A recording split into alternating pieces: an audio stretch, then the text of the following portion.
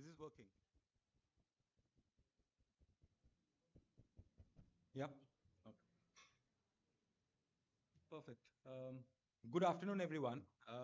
This is the first slot of the panels that we are starting, and as we inaugurated India Mobile Congress, we are going to discuss about a very pertinent topic of Open RAN and its adoption. Can we scale it up in today's session? While before I come to our esteemed panelists that we have as a part of this session, a little bit about this the topic of this panel. We all know that and have been a part of various discussions that Open RAN is supposed to not possible is supposed to revolutionize the networking space and will help reduce costs by around 30%. But where are we on that? Um, the market size of Open RAN is actually anticipated to still grow at a CAGR of 54% and reach around 6.6 USD billion by 2035. In 2022 alone, the size was around 1.1 billion. And various research reports in Open RAN Alliance have actually shown that Asia Pacific will hold the biggest deployments and followed by North America. There were around 130 deployments which happened in 2023. But while that happened, um, and people were sure about the growth drivers, which is the adoption of 5G, increasing number of internet users, and to build in flexibility in the 5G use cases. But where are we now? In India, um, in the first wave of 5G, there was not much adoption of Open RAN, and we thought that it's actually good because while 5G takes off, the Open RAN technology can mature a little further, and then it can be taken up. Some of the potential benefits that an Open RAN can derive, we are still trying to see it. For example, over-the-air firmware upgrade, which are secure and efficient. It is also about bringing in efficiency, intelligence, and security in the RAN network. Having said that, we still see a lot of challenges which are coming in the deployment of RAN in terms of security, especially in terms of building a standard which can be adopted across the board by various component players. And that is what we are going to discuss today, that how do we alleviate these challenges? How do we scale up in spite of these challenges? And how soon can we actually see Open RAN helping us in giving a full-fledged 5G ecosystem in play? So as a part of the panel today, let me introduce the panelists. We have, starting from the left, we have Saurav Mittal. Saurav Mittal is a VP of Standards and Industry Ecosystem in Airtel. He has been leading initiatives for building products and solutions on open and disaggregated architecture. Also heads the Standards and Industry Tech Alliances. He has around 25 years of wide experience across various companies like Telenor, Vodafone Idea, and Huawei. By education, he is ECE, Electronics and Communication Engineer from Jodhpur, and an MBA from IMC. After that, we have Rajesh Singh. Rajesh Singh is an EVP of Technology and Radio Planning, Network Planning, and Strategy. His current role in Vodafone is to provide technology leadership while preparing and evaluating future roadmaps, network design, and architecture. He also comes in with 20 plus years of experience in this area, and especially in the domain of network planning, operation system reengineering, and integration. Then we have Arno van Houston. Field CTO Telco, Canonical. He brings in 25 years of experience in his role as a CTO for communication service providers across the globe. His focus is primarily on assisting service providers in balancing the competing priorities and adopting effective solutions and technologies. He has led mobile operator swap initiatives, transformation projects, standardization, technology evolution, and greenfield build-outs worldwide. Then we have Jan Langley, who's a Senior Vice President and General Manager of the Wireless Business Unit in VRV Solutions. He has an impressive 30-year career dedicated to the field of communications, test, and measurement. He has been leading the wireless business unit at VRV Solutions, and his expertise is centered across network infrastructure, test leadership. Additionally, very interestingly, Jan has played a pivotal role in driving innovation by championing the development of extensive Open RAN test and measurement suite. Then we have Radhakant Das. He's the head of engineering and technology, network solutions and services in TCS. He heads the innovation function for what is called in TCS as NSS, Network Solution and Services. In his current role, he runs the telecom operations business and technology function. He leads 5G, 6G, ORAN, core product engineering as a strategic initiative for TCS. Then we have Prakash Desai. Prakash is a Senior Director of Product Management in Intelligent Cloud in Wind River. He is responsible for driving product strategy, product management, and industry solutions for Wind River Studio portfolio. Prior to Wind River, Prakash held various leadership roles at Nokia and Motorola in engineering, product management, business development, serving global customers. He has gained a wealth of knowledge in communications industry and is well versed in the global trends and evolution of wireless technologies. He is very passionate about developing products and portfolio that deliver value to telecom service providers. Then we have Laurence Faith, that's right, Director, Telco Media Entertainment, Partner Sales, APAC at Red Hat. Laurence is the Director of Telco Media and Entertainment in APAC and is leading Red Hat's APAC TME ecosystem, sales, business development, partner management, innovation strategy, and GTM. She's an energetic telecom professional with 20 plus years of international sales, pre-sales, marketing, and partner management director roles. Lastly, we have Dr. Dudu Samb. He is a technical director in Pros Technologies. A little trivia about him is that he holds nearly 10 international patents and more than 20 scientific publications in the field of electrical, electronic, and wireless communication systems. He was awarded the 2021 China Excellent Patent Award and 2021 China Guangdong Province Patent Silver Award. He is currently heading the R&D team of Tongyu Communication in China. He has been heading for 10 years and is currently a technical director at Pros Technologies. Thank you so much, everyone, for joining us today. And as we start the discussion, I would like to start with Saurav.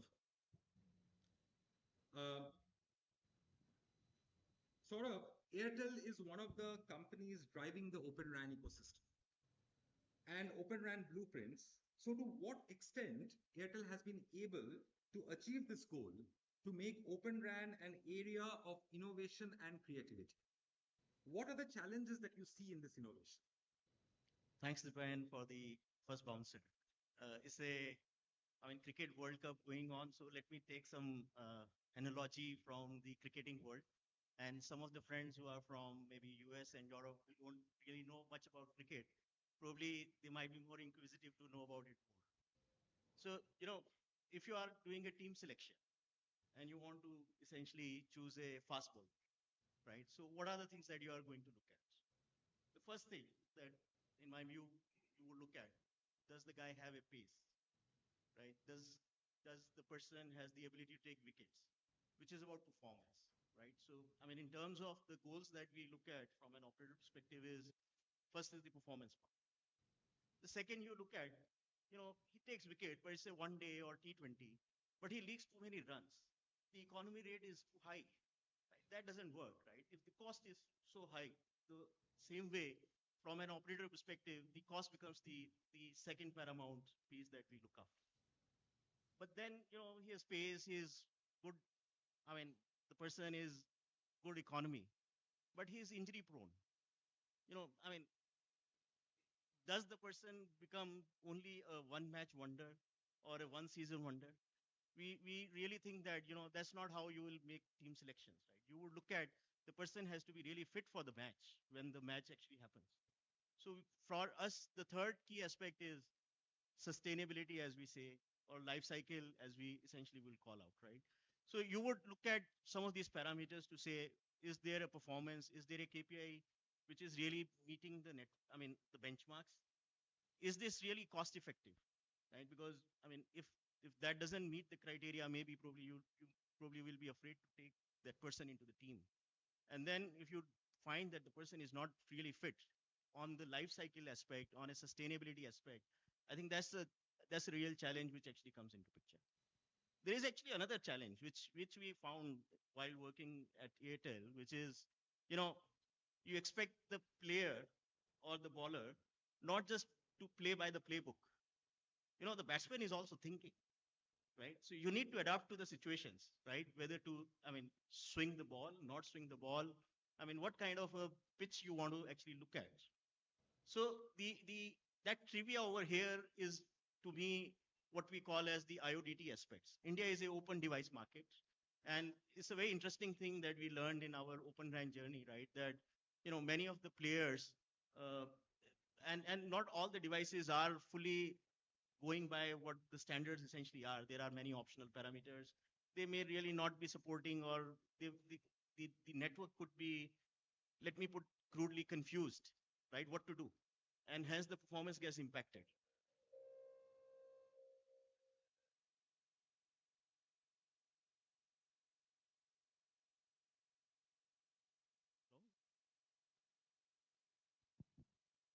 Okay, thank you.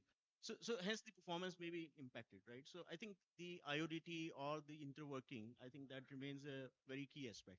So for us, as we generally call, right, the performance, the TCO, the sustainability on the life cycle aspect, and then the interworking and the IoDT, these are largely the four big parameters that we look at while doing our Open RAN evaluation.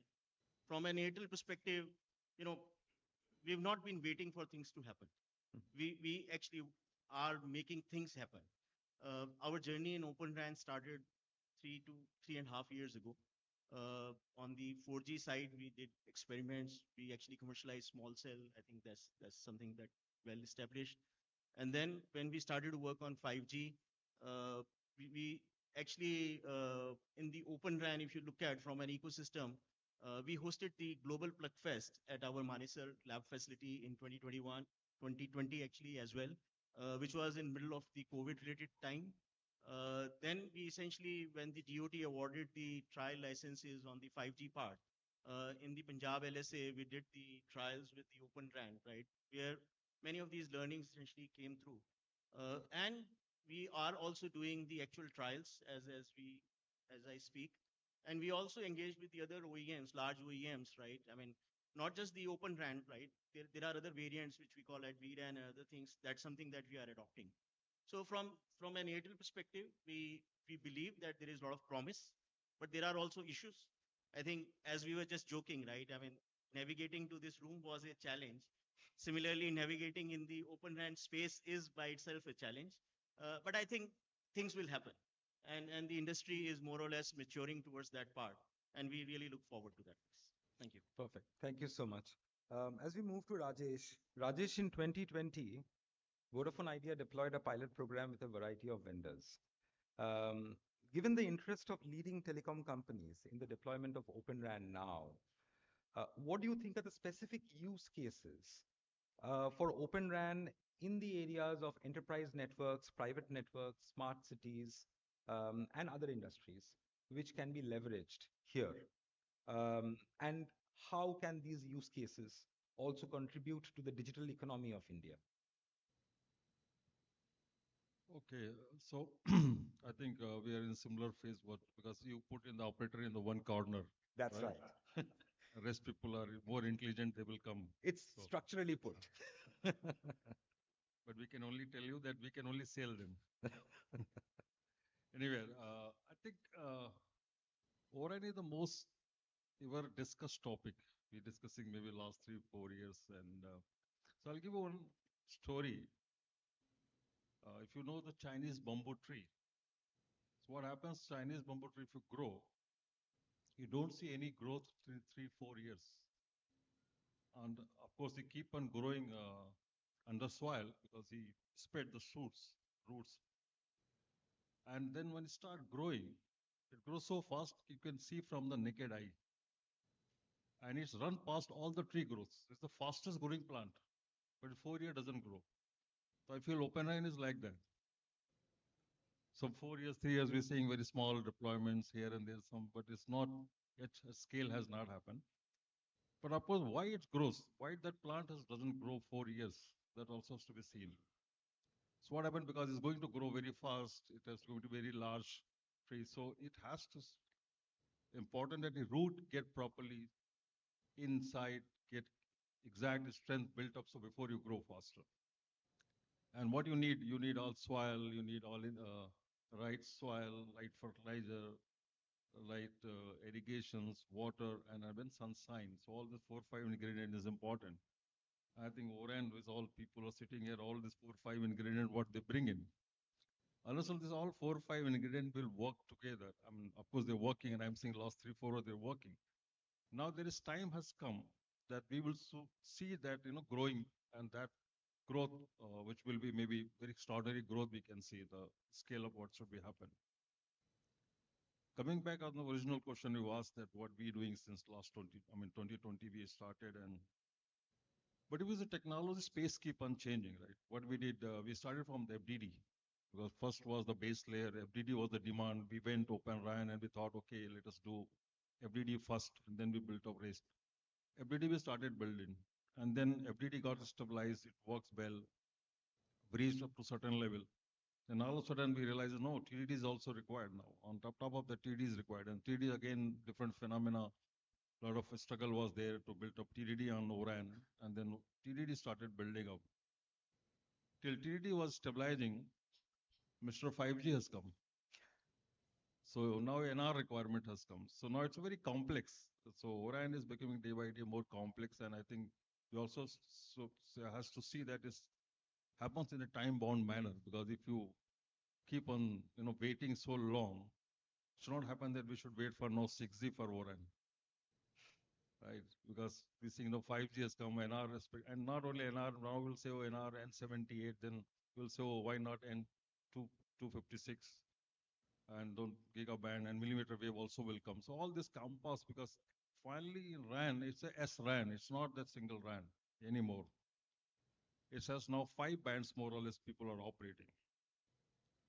So I can say that FDD was very successful, and this is the technology was a lot of promise. I think Saurabh also talked about it. That's why we keep on betting on it. And operators are giving a lot of time, efforts. I mean, since last 20, when Indian market especially, I see a lot of effort has been put to how to make it success. And now also I see it was in all continent. You take North America, APAC, India, and even South African market. All people more or less has did some here and there, some clusters, some trials, but only couldn't be scale much. We're not seeing the scale except 1, 2, this Rakuten or NTT Docomo, and maybe US is some example, but not beyond that. So now I think we're reaching towards maturity.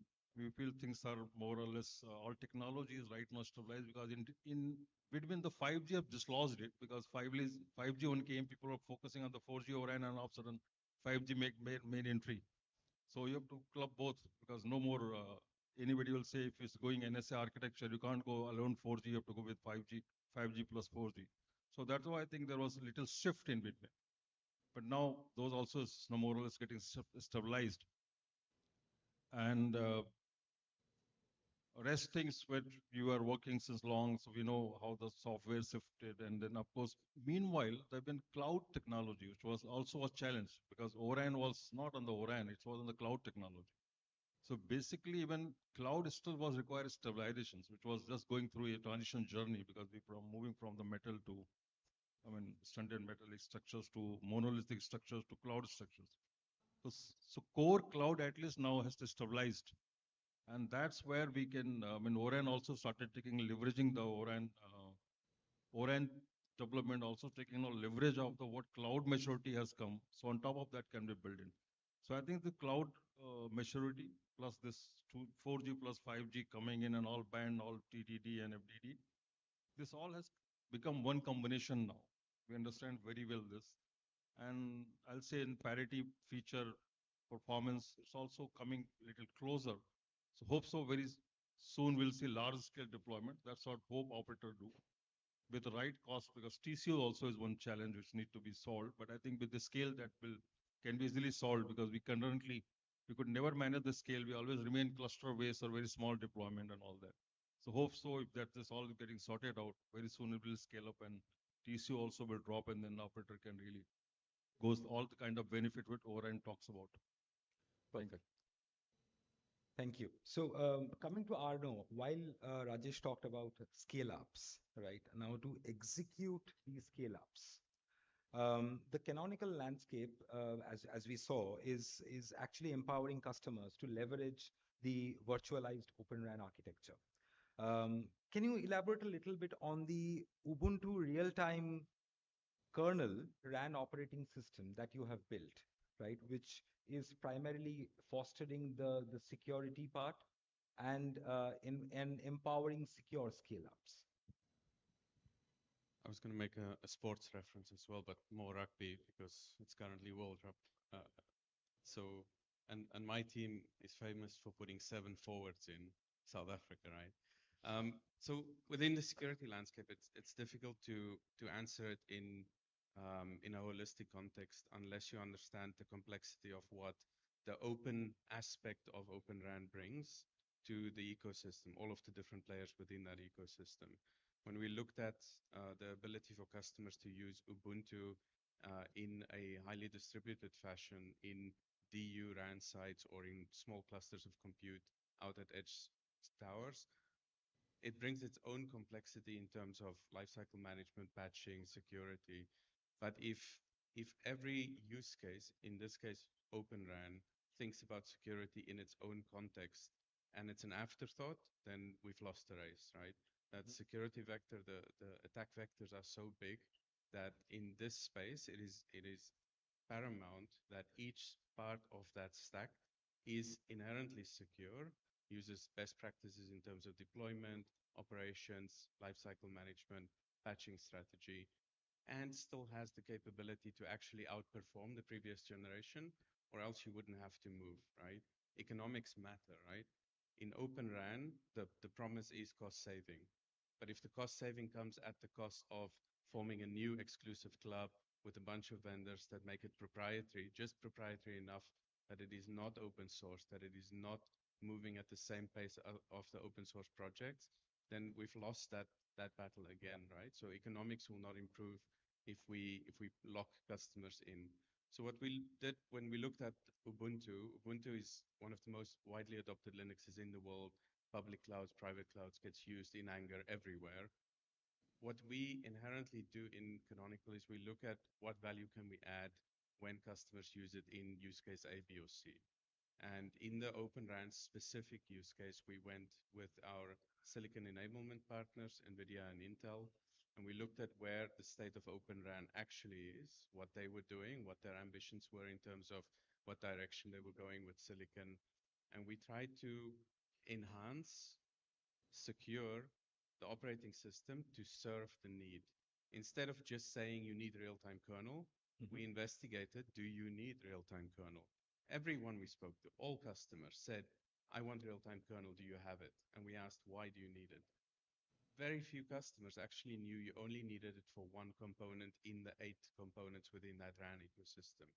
And we then said, well, if you think about real-time kernel, inherently you are reserving all of the cycles on a CPU, and therefore there's no multi-tenancy, there's no additional loads going onto those CPUs. So are you using it at the most cost-effective way? Are you able to actually get the CapEx spent to generate ROI, right? Is it effective? And we noticed, because we made real-time kernel available for the BBU with Intel, we worked 15 months on that enablement phase, and we focused on things where we could add value. Can we make it more performant? Can we make it more power efficient? And we ended up with a OS that is 3% more power efficient on the DU side. Doesn't sound like much, right? OpEx cost, energy cost. Mobile operators use 2% of energy in each country, right? So if I'm looking at the tier 1 in the UK, they use up to 2% of the power in that country. If we can save even 3% on 100,000 cell tower sites, that means a lot, right? That means an effective thing that we added as value, not trying to be a CU or a DU vendor, not trying to take some of the space in the ecosystem that other vendors are in. We're just trying to contribute in that stack. Additionally, what makes sense is anyone can stand up one-off, right? I can stand up one Kubernetes cluster, one server. But what if you have to do it 100,000 times and want the same outcome, same controls, same security level? That takes a little bit of thinking in terms of your approach, your level of maturity internally in the company, because it's also an organizational change. It's not just a technology change. And for us, it's important to enable customers by giving them tooling and automation that thinks about that at scale problem in terms of security, lifecycle management, and the operations of their DUs and radio units. So when we created real-time kernel, we worked with both the major silicon vendors, because Open RAN in Intel and SDK, we worked on that real-time kernel specifically for them. But in the other approach from NVIDIA Aerial, they don't use real-time kernel. They use hardware accelerated paths. They have GPUs and DPUs. And we also ensure that that experience is also top class, most performance, most power efficient. So in both of those cases, our value add is really from an open source ecosystem, right, in terms of ensuring that the operating system is capable. Whether you put a ACC 100 accelerator in or whether you put a Marvel accelerator in, both of those cases, the OS matters in terms of the kernel being able to cope and the throughput, performance, and efficiencies over the life cycle of that unit. So that's really how we approach this problem and where we serve our customers. Perfect. Jan, now coming to testing and test bed as a service. And we know that, you know, the ORAN Alliance front haul specifications, developing ORAN compliant RAN and front haul test practices is something where VRV is pioneering on. Can you comment on how this test bed as a service, especially for RIC, right, would foster the deployment of Open RAN, and can it be made faster? Can it get into a lesser lead time of coming into force? Sure. So in order for Open RAN to be successful and meet performance parity with closed systems, test is an important aspect.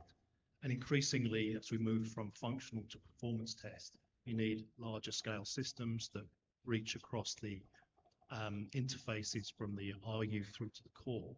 So VRV's flagship product is a UE simulator TM500, which very much was around radio test. We've now moved with ORU, DU, CU, and core test. And recently, a couple of years ago, we launched a rig test. And I think in order for Open RAN to be successful, rig has to be successful. For rig to be successful, you've got to have strong rig test. So VRV's recently got an agreement with VMware where VMware provides us a rig, we provide the rig test platform, and together we have a test bed that allows X and RAP developers, which again is the secret sauce, in my opinion, to the success of Open RAN, can use this test bed to produce many RAN scenarios that they otherwise would find it very difficult to achieve. And with this scenario generator, they're able to do a lot of performance testing in a digital environment, which then perhaps simplifies the very complex over-the-air testing that would come towards the end. So as a service then becomes an extension of having a test bed. So a test bed can be supplied as a capital requirement, but increasingly now we provide solutions on an OpEx basis. Much of our solutions are available in the cloud, AWS, etc. And I think, you know, to follow the fundamental tenet of Open RAN of a lower TCO, as complexity goes up, the cost of test has to come down. So by us being able to offer these flexible OpEx solutions, we're able to meet some of the principles of that Open RAN ethos and enable a lot of new entrants in XApp and RAP development. Perfect. So coming to Radha, and we'll come back to you, Yan, after we finish. No, TCS as a master SI, and with an experience of, let's say, multi-technology network functions, and especially around architectures, which ranges around core, transport, RAN, OSS, NFV, cloud. What do you think would be an important accelerator, given that we are trying to adopt Open RAN as soon as possible, in this adoption, accelerator in adoption? And given that there are quite a number of OEMs available in the market currently, what are those challenges and gaps that are still present, which probably falls through the cracks, although there are multiple OEMs? Slightly low. Is his mouthpiece fine?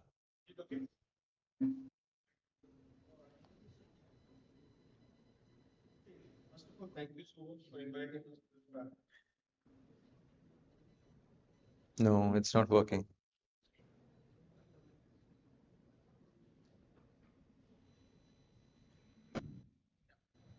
Thank you so much for inviting us to this place. I wish I would have been the last person to talk. We are the aggregators. Everybody comes in, then I can aggregate, right? But yes, it's okay. Nevertheless, at least, see, you're right. There are a lot of new startups, because it's ORAN is all about innovation, and it actually promotes the small scale enterprises, the startups, to actually come up with innovations, which actually comes from startup communities. And there are a lot of, we have found in the challenges, there's a lot of important pieces have been missed out as a part of for the sake of innovations, the operability part is missed out.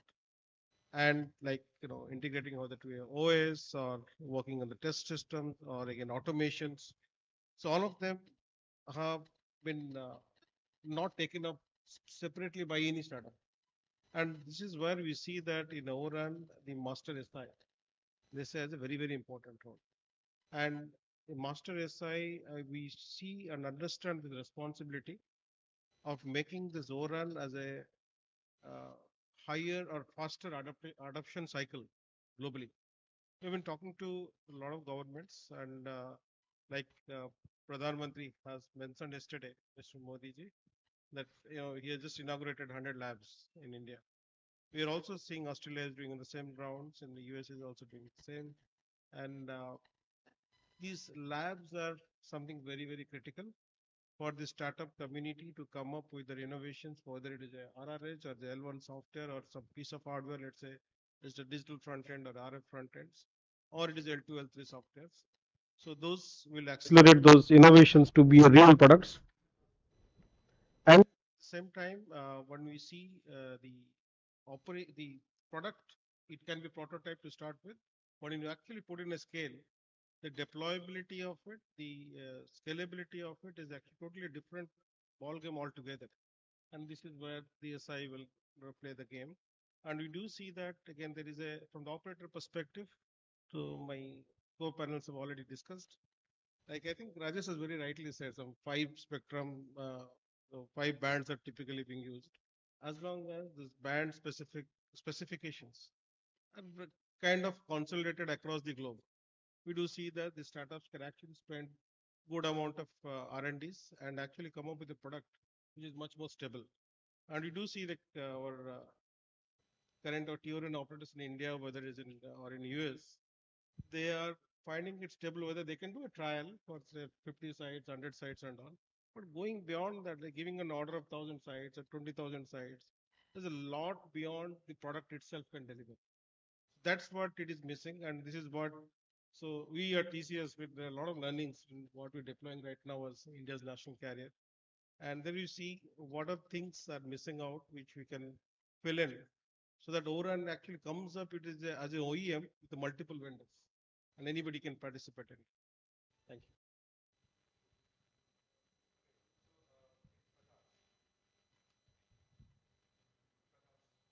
you. Yeah, it's not. Is it working? Okay. So, Prakash, we all know about your collaboration with TCS, but we are not going to talk about it right now.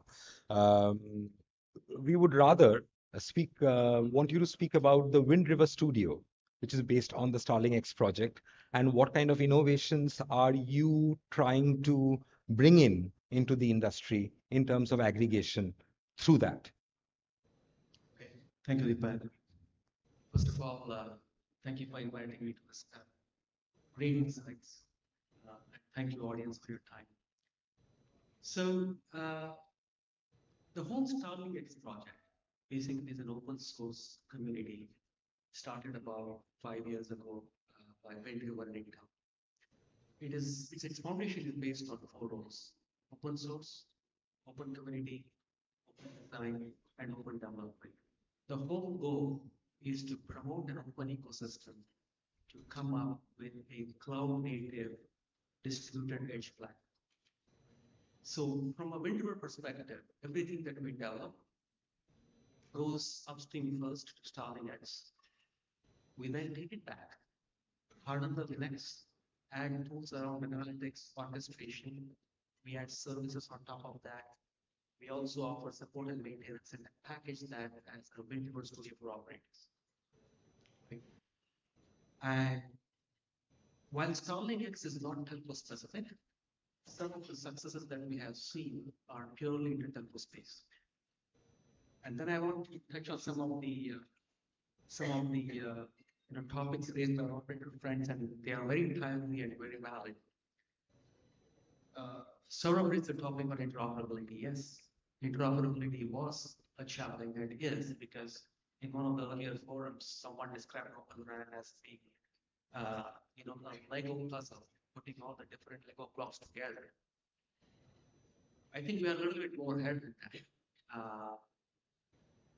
From a vendor perspective, we have solved the complexity of interoperability by offering a ready for vendor program wherein we integrate the cloud platform along with the hardware. When I say hardware, I'm talking about the server, the next accelerators. So what happens is you get a pre-integrated, pre-validated infrastructure plus cloud platform stack ready to deploy workloads. Right. Going forward, we are also working with the telco OEMs to offer an integrated complete stack solution, which is ready to deploy, basically to accelerate the Open RAN. So integration is just step one, right? And step two, as Rajesh pointed out, is all about scale, right? When it comes to day one and day two operations, upgrading, updating, lifecycle management, optimizing the network, Radhakant talked about some of the SOM aspects, right? Now think about a 30, 40,000 node network that you have to manage and upgrade within 1 or 2 maintenance windows. That is a reality today. In North America, we are with one of the tier ones who have about 30,000 plus nodes, and we are at a point where we can upgrade that in a couple maintenance windows. And it's all because purely of automation and orchestration. That plays a big role. And finally, I think a couple of the operators actually said it well, that the comparison at the reference point today of Open RAN is not with any other Open RAN, it's with a traditional RAN network. The traditional RAN network has a good 30, 40 years ahead of them in terms of performance and reliability.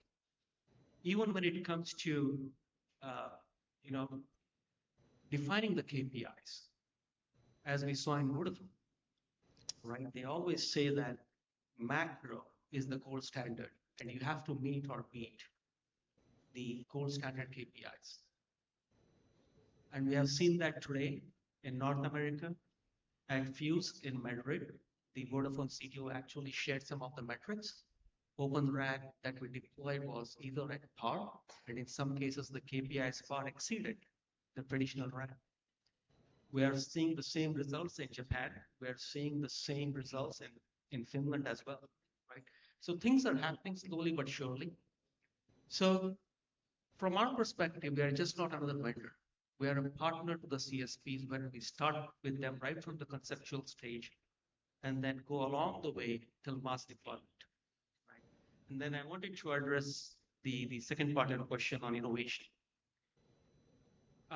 When the open RAN standards were being developed, some of the key design tenets were, someone talked about TCO, flexibility, scalability of the networks.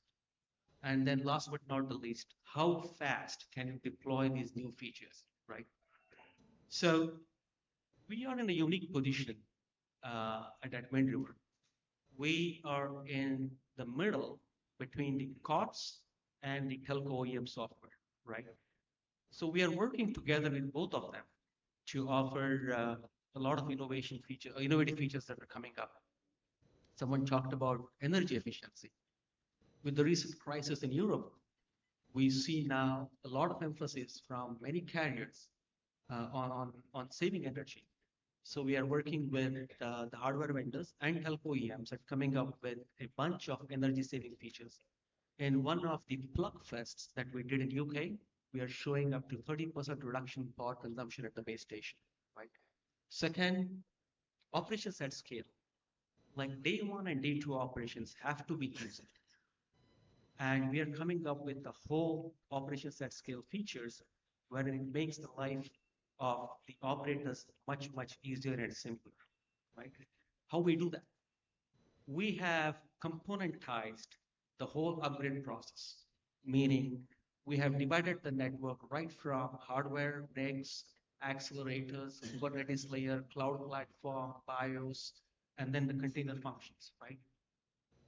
You can upgrade and manage each of those layers independently. That gives great flexibility to the carriers of how they upgrade and manage the networks, right? Next thing is a lot of the edge is becoming intelligent and more powerful. One of the ways we are innovating is trying to add new workloads. We're trying to offload the cell side router into a virtualized function at the edge. As we start developing some disruptive technologies like V2X, we will see more and more innovation coming at the edge in terms of mobile edge computing and V2X use cases. As network slicing becomes more prominent, you will see a lot of new functions and new innovation coming in the space of, private networks, enterprise use cases, and many more. I think those are some of the areas where we see innovation happening. Perfect. Laurence, and especially in your parlance in the ASPAC, in the Asia Pacific, we know that there are a lot of field trials which are happening across various regions of Asia Pacific. So how have you seen the global standards being implemented across various regions of Asia Pacific, and how it has helped reach some of the remote, underserved connectivity areas? Yep. No, thank you for the question. A pleasure to be here today with you. So the first thing that I would say is that the Open RAN initiative has been widely embraced by the industry and even more so by the service providers, because I think what everyone sees in that initiative is the opportunity to revive and re-diversify a supply chain of vendor that had strongly eroded over the past decade, right? And the initiative aims at achieving this through introducing some drastic changes in the way network have been architected, right? And there I'm referring to a few things. The first one is more on the horizontal front, where the standardization between RU, DU, and CU, which brings the opportunity to start mix and matching the different vendors across the board. The second one is related to the stack disaggregation in a more vertical fashion, basically delayering the proprietary hardware from the software, and thereby introducing and giving the opportunity to service providers such as Vodafone and Airtel to go for a more standardized hardware instead of using proprietary hardware as it was the case before. I think what service providers see are definitely the opportunity with the Open RAN initiative to introduce new players into their ecosystems of solutions, possibly identifying new niche players that are more specialized and suited to address less lucrative part of the networks. And that's typically the case, when you think of deployments in rural areas and extreme rural areas. So that is one thing. I think from a Red Hat perspective, we obviously do a lot of the things that have been already highlighted in terms of TCO optimization, cost savings around energy use, ability to deploy the DU on a single node, all this to make the TCO more viable, even in more challenging areas to be deployed. One example that I would give is the work that we are doing. So we are doing all this, but in addition to that, we work together with the TIP Open RAN Alliance in countries such as Indonesia, for instance, where together with the government, with the local communities, with the rest of the partner ecosystem, we are validating use cases specifically targeted to the coverage of rural and extreme rural areas. And you have to understand, like in the case of Indonesia, for instance, it's a very wide country that consists of several thousands of islands. They cover, I think it's 3 or 4 different time zones, so very, very spread, with a population that is also quite spread. And the challenge is really for the government, to stick by their commitments to bridge the digital divide, right? And to increase digital equality across the citizens. And they've declared broadband coverage as essential as other utilities like running water, gas, and electricity. So they are in the pursuit of that, and we are working together with them in order to achieve that. We've been doing now for the last 18 months, POCs together with partners like Mavnir, Bicels, and others, to demonstrate the viability of this kind of use cases. Perfect. Dr. Sam, so sorry to keep you waiting. Given your expertise in RF and radio antennas, I would really want you to focus there. And if we bring in the sustainability and carbon neutrality aspect of antennas, how do you think India can fulfill its commitment towards this sustainability, carbon neutrality, while keeping also its competitiveness in the global telecom market? First of all, thank you for the invitation in this panel. So we are also from the research and development industry, and we have done a lot of experimentation also. So we are quite happy also to share some of our findings also and challenges. So coming from pros mainly, so we are more on the upfront, so which means the antenna systems and also the radio unit itself. So which means the antenna system means that's the component that you see on top of a towers that is, serving us to send and receive signals throughout the space. And also it's connected to the radio unit. So in terms of research, so when it comes to this one, so we're trying to use what we call eco-friendly components because the antenna system itself is composed of a lot of radiating elements also and a lot of also coaxial cablings. So we're trying to make the antenna a little bit smarter. Right. So by reducing the loss, for example, so we try to avoid 70% of soldering points, for example. That could result on having at least 30% down the carbon emissions, for example. And the second thing is that with this kind of concept, you are able also to address the power consumptions because 90% of your input power is transmitted over the air. If you compare it to the traditional way, where you only have 60 to 70%, so which means you're losing 30 to 40% that you have no idea where it goes. So looking at it in that way, so we believe that this approach also is addressing also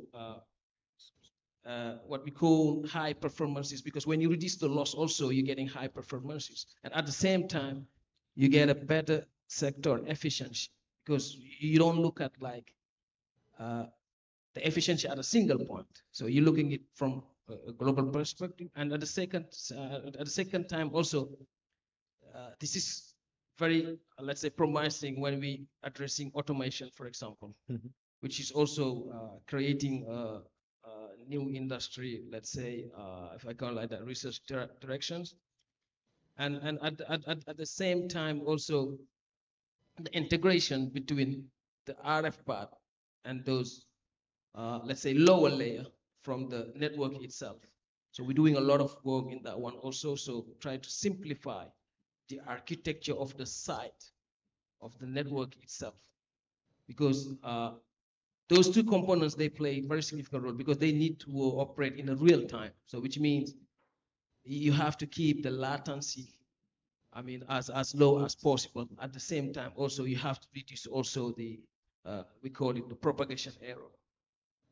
So yeah, that's to summarize. I don't want to go too deep. So no, yeah, that's fine. That's fine. We are sort of nearing the hour, but I just wanted to delve a little bit of perspective from Saurav and Rajesh on the regulatory support and how it can help in a faster Open RAN adoption in the country.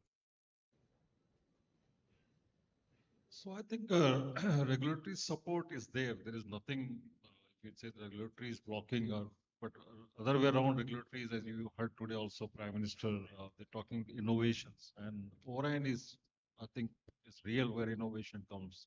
Traditional RAN, there's innovation is not possible. I think we're not talk much about that RIG platform where XApp and RFs are getting open to all startups. Anybody can develop any kind of APIs and plugged in, and more customized services can be bring in. So that's can be more innovation is possible. So once you, this government is talking about today, all innovation. So, and they want all startups come in, more ecosystem get developed. So I think all supports are there. And I think many people will be knowing, but India, especially, and US government is working on this project over, and very, recently when Mr. Biden was here, there is a joint statement has been released on the ORAN, and ORAN was a part of the discussions. And there's a release, press release is there if you all can read. So that basis, two big governments are talking about those promoting, and all possible supports are there. Perfect.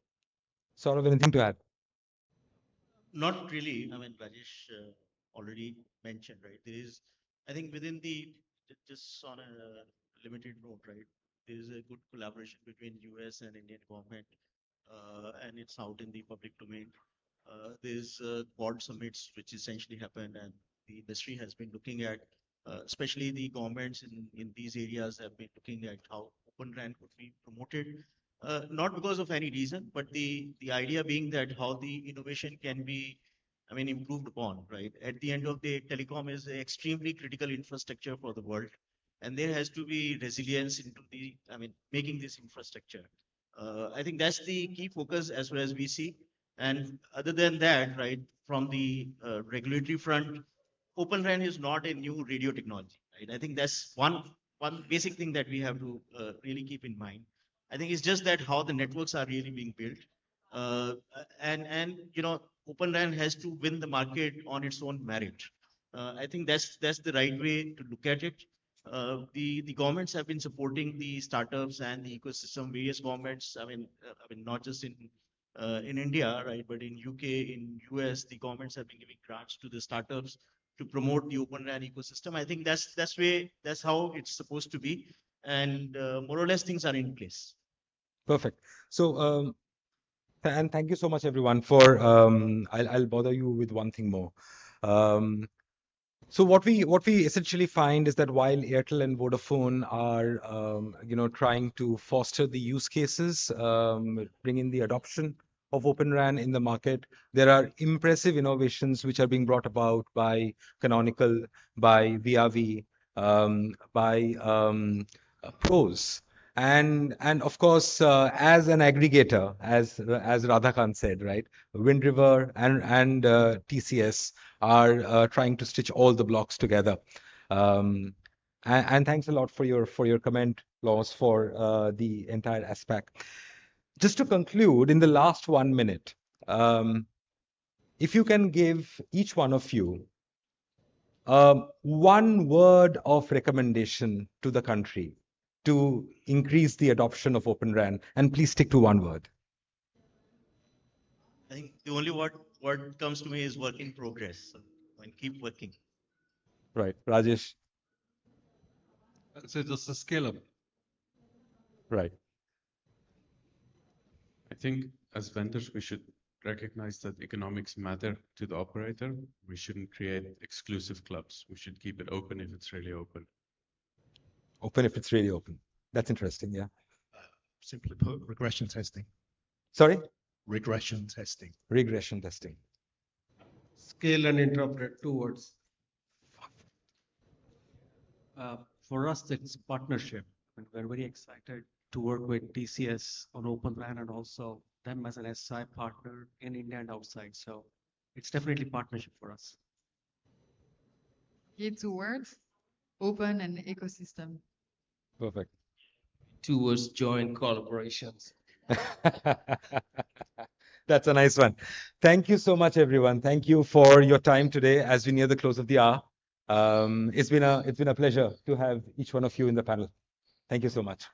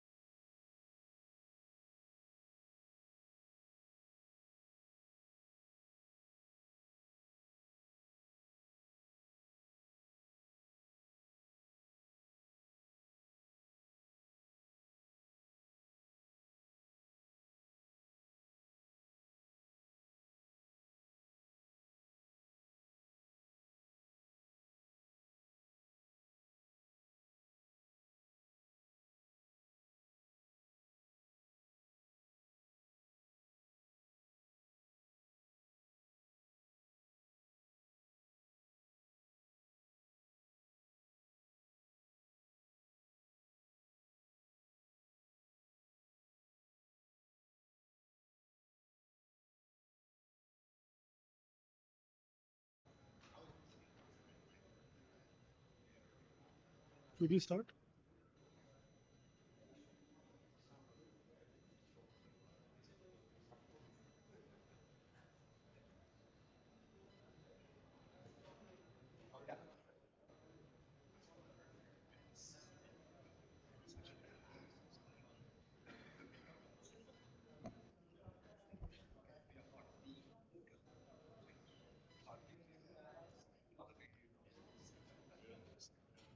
Should we start? Hi, good afternoon. Hi everyone. Good afternoon. A very warm welcome to all of you. I think it's been a scintillating day, a power-packed day one. Addressed by Honorable Prime Minister, he spoke on digital infrastructure, spoke on rollout to reach out, and obviously he spoke a lot on tech innovation. While innovation is a bridge between challenges and opportunity, open architectures and implementing Open RAN is another such innovation which has its own opportunities. At the same time, there's a lot of discussion buzz around that. To take this intent forward, we are going to discuss today the Open RAN. Does it hold answers to the evolving telecom landscape? As we have been seeing the global implementations and also in India since a while, and we'll talk about that. A quick introduction, I'm Yogesh Sharma, a director with KPMG in India, and I'll be moderating the session. With me, we have esteemed panelist, Mr. Vikas Dikshit. He is an AVP in Reliance Jio and heads new product innovation, has more than 20 years of experience, and representing Reliance Jio like Open RAN Alliance, Small Cell Forum, and has been contributing in more than 8 working groups of ORAN Alliance. A very warm welcome, Vikas. We have Mr. Sanjay Bakaya. He's a country head for India and a regional vice president at Mevenair. He has more than 30 years of experience, and with his immense experience in telco industry, we're going to have his perspective on Open RAN. We have Mr. Dan from Intel. He is a corporate vice president, general manager, and heads network and edge solutions group at Intel Corporation. He has more than 20 years of experience and drives vertical solutions, business strategies, and tech ecosystem engagements.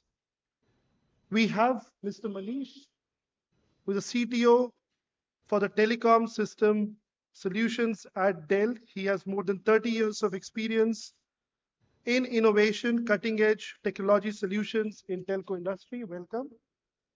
We have Mr. Christian Toevo, an executive director of TIP, and he has 40 years of experience in driving efficient network infrastructure solutions, and we would be keen to understand the framework on the Open RAN as well. We have Mr. Hirday Vikram, who's the Chief Sales and Marketing Officer at NetWeb Technologies. He has the experience in building 5G, private 5G AI systems, high performance storage systems. He is a part of prestigious deployments of the top 500 supercomputers, such as Param Amber, Eravat, and many more. Welcome.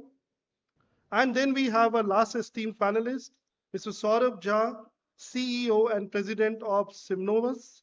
He has more than 20 years of experience, leads the company's mission to accelerate 5G-driven solutions and innovation. I think as we all know, and we have heard a lot in the last session, how Open RAN is shaping up. I think on the similar lines, it also poses some of the innovations, some of the drivers which are leading to the implementation in India and globally. With that context, I would like to start with Mr. Vikas. As we know that India is moving towards digital future, we talked about digital infrastructure. What do you think are the key benefits of Open RAN, and more from a telecom landscape in India, which is a very cost-effective market? How do you think we are in the right direction of having a digital infrastructure in the future towards that. Yeah, good afternoon, everyone. And thanks, Yogesh, for asking this question. I think I'd like to little bit correct you that we are not moving towards the digital infrastructure. We are already in the digital age now. What we were not doing like 10 years ago is not possible. We can do it now with our fingerprints. You take care of any system that we have right now, either it is the UPI payment or is the infotainment that you can people are using it on the mobile. So we are in digital era right now. So, but with the 5G and also with the future, I think the ORAN have challenges, and also it has some of the answers. So the openness, inclusivity, and also the innovations. I don't put the cost factor at this point of time, which the ORAN brings in. But for me, these two areas are the things which is brings up by the ORAN community, which is beneficial for all of us. So to give you some examples that I did one of the NGRG, this is a new initiative in the ORAN Alliance for the next generation of the networks. One of the research stream they call it RS01, which is basically take care of the use cases and also the gaps in the current architecture. So we conducted a survey there, and it comes out interestingly that 50% of the companies they wanted to work in accepts in the RS domain. So these are the apps which can be loaded on the RIG platform for the innovations of the new features dynamically. So what we have seen, like in the previous generation of the network, where including a feature takes a very long cycle. This is going to change in the 6G era or is starting with the 5G itself. So that will bring some more dynamics into the nature, and also the addition of the new features where we have to wait for many years to come in. This is going to be very fast in future networks. Another thing which is very prominent from 5G itself is the energy saving. And ORAN Alliance, I think that's the beauty of the alliance that they take up the topic too fast and quickly act on that. So there is a new sustainability focus group which has been fostered within the ORAN Alliance like a couple of months back. And which takes care of the energy efficiency in the network, which is a great challenge at this point of time with the 5G, and also the same challenge will be there in the 6G. So they have 4 different task groups. One is taking care of the software, another hardware, and the third one is related to the measurements, KPI measurement, and the fourth one is the circular economy. And that is very interesting. We have never heard of this in the telecom world, but this is a very interesting and my favorite task group, which takes care of how do we build the system in an energy sustainable manner, right from choosing the material to taking up to the field and to dismantle it, and how do we reuse it. So we don't have to like change the entire network itself. We have to change only the part of the network in case the future is needed.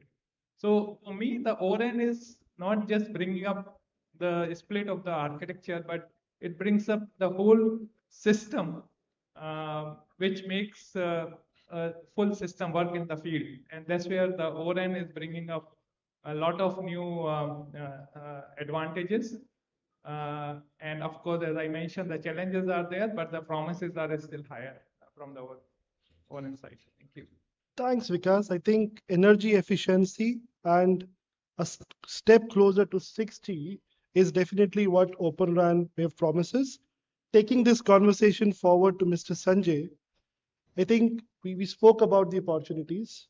I think, but when we look at the traditional RAN deployments and the Open RAN, there's still a mixed bag of feelings in terms of the business case, the ROI, and the cost associated while implementing Open RAN. Would like to understand your views. How do you think that? And maybe from a telco perspective in India, which is a very cost sensitive market, how do you look at these implementations going forward? Yeah, thank you for this opportunity. Yeah, see, for any business case, what are the key constituents? First of all, how fast you innovate, at what cost you get that, and does it scale? These are three constituents for any business case when we try to evaluate any technology. And when we talk about Open RAN, so what's it? It's an open RAN, which is where these pieces, the radio elements which come in, are interoperable with an open interface. And where traditionally you had a vertically integrated RAN, as it is a horizontally integrated RAN, where you have each piece which gets into the solution. We talk about the hardware. The hardware is a commodity hardware, where there is so much of innovation happening. We talk about the processors which are getting to that commodity hardware. So much of innovation happening, and that's to be done by the industry, which is not only specific to telecom, can go across to any other industry, wherever the commodity hardware is used. So that innovation happening in that space is directly would be used by the Open RAN community.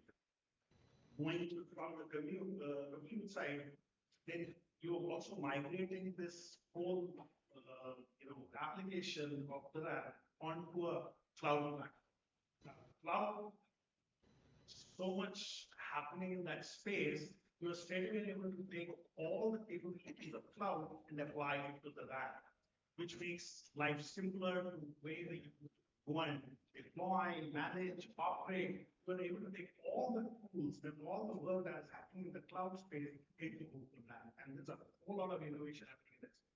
So you're taking the cloud innovation into the Open RAN. And then we talk about RF side. RF side, the work that is being done by Affordability, the telecom, the IMC, and so many around there. But the NVIDIA, you see so much of work happening there.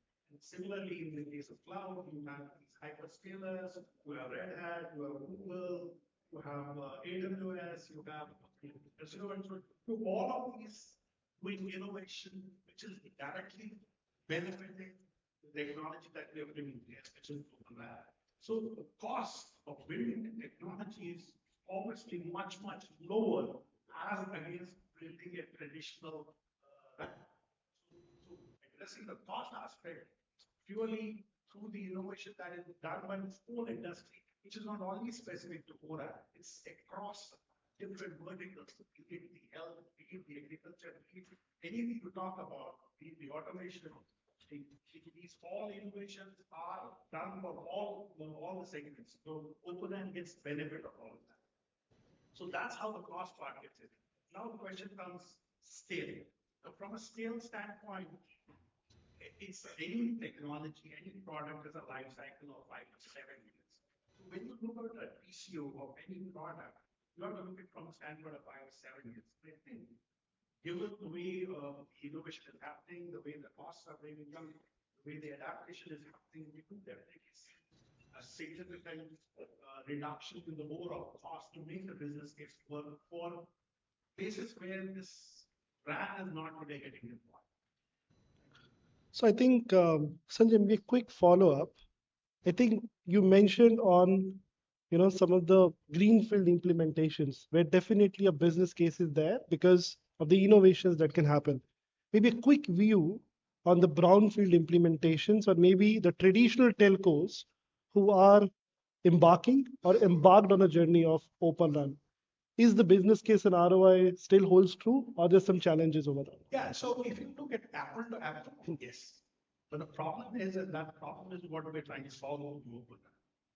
So you have a problem where if a new player has to come into the game, he has challenges of interworking with the existing infrastructure. Now, which is not there because there is no openness. So if a new player has to come, and it's like, grabbing a territory or a geography which the RAN guy does, and he knows that that's what within forever, unless somebody rips and replaces, and that rips and replacement cost is towards that new vendor. And that is what is prohibitive, and that is what is constraining a new player or a new technology like Open RAN. Otherwise, trying to do an apple-to-apple comparison, certainly Open RAN fits any scenario. Thank you for the inputs. I think with commodity hardware and innovation taking into two words, I would like to pass it on to Mr. Dan.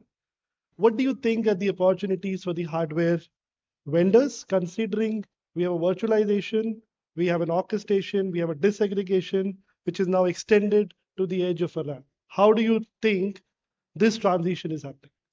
Yeah, I think the first thing I'd like to comment on is that I am a believer in this movement that we're seeing across telecommunication networks.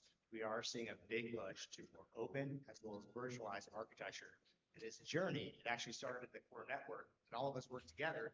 Now we're actually seeing over 60% of all core network deployments being virtualized and cloud native. So it can happen. And obviously today's panel is about Open RAN, but I believe the work we've done in the last 10 years puts us in a good position to drive the cloud scale economics and the server economics that Sanjay just spoke about going into the RAN. And then once you have that open virtualized radio access network platform, it's open by nature. So all of a sudden, to your question about the value chain, how the value chain truly take advantage of this, deliver great services for the telcos, is it's open. Therefore, you get a lot of participation, whether it's ISPs, whether it's hardware vendors, whether it's silicon vendors, all innovating on that platform to deliver that greater TCO, that greater scale, and greater agility. And just a couple of points of where hardware vendors, but really the whole value chain can help solve operators' TCO. When you think about a more automated network, and you think about having an open server platform, you now have the opportunity to introduce software upgrades far more quickly as well as frequently, taking advantage of the latest standard specifications, latest technologies, and latest features of that hardware platform. Furthermore, as your network gets more and more automated, you can actually do hardware upgrades more quickly and more frequently as well, taking advantage of Moore's Law, greater CPU performance, greater new CAS innovations on the cloud layer, all to drive that scale and economics that's commonly found in the world's IT data centers and the world's clouds into the radio access network. And the last thing I will say is that when you look at the deployments, we have actually seen a healthy amount of deployments on virtualized RAN, and the KPIs are looking good. So I am pretty bullish on this technology, and I do see it taking off in the back half of this decade and really driving towards as we get to 6G. Sure, I think that's a quite promising thought. I think with that, we go to Mr. Manish. I think a point was mentioned. I think commodity hardware, 60% core is virtualized, a bullishness on the Open RAN platform. What do you think about interoperability? Because that's where, it's always a tussle, I would say, or an opportunities between the incumbents, the startups, and the software players.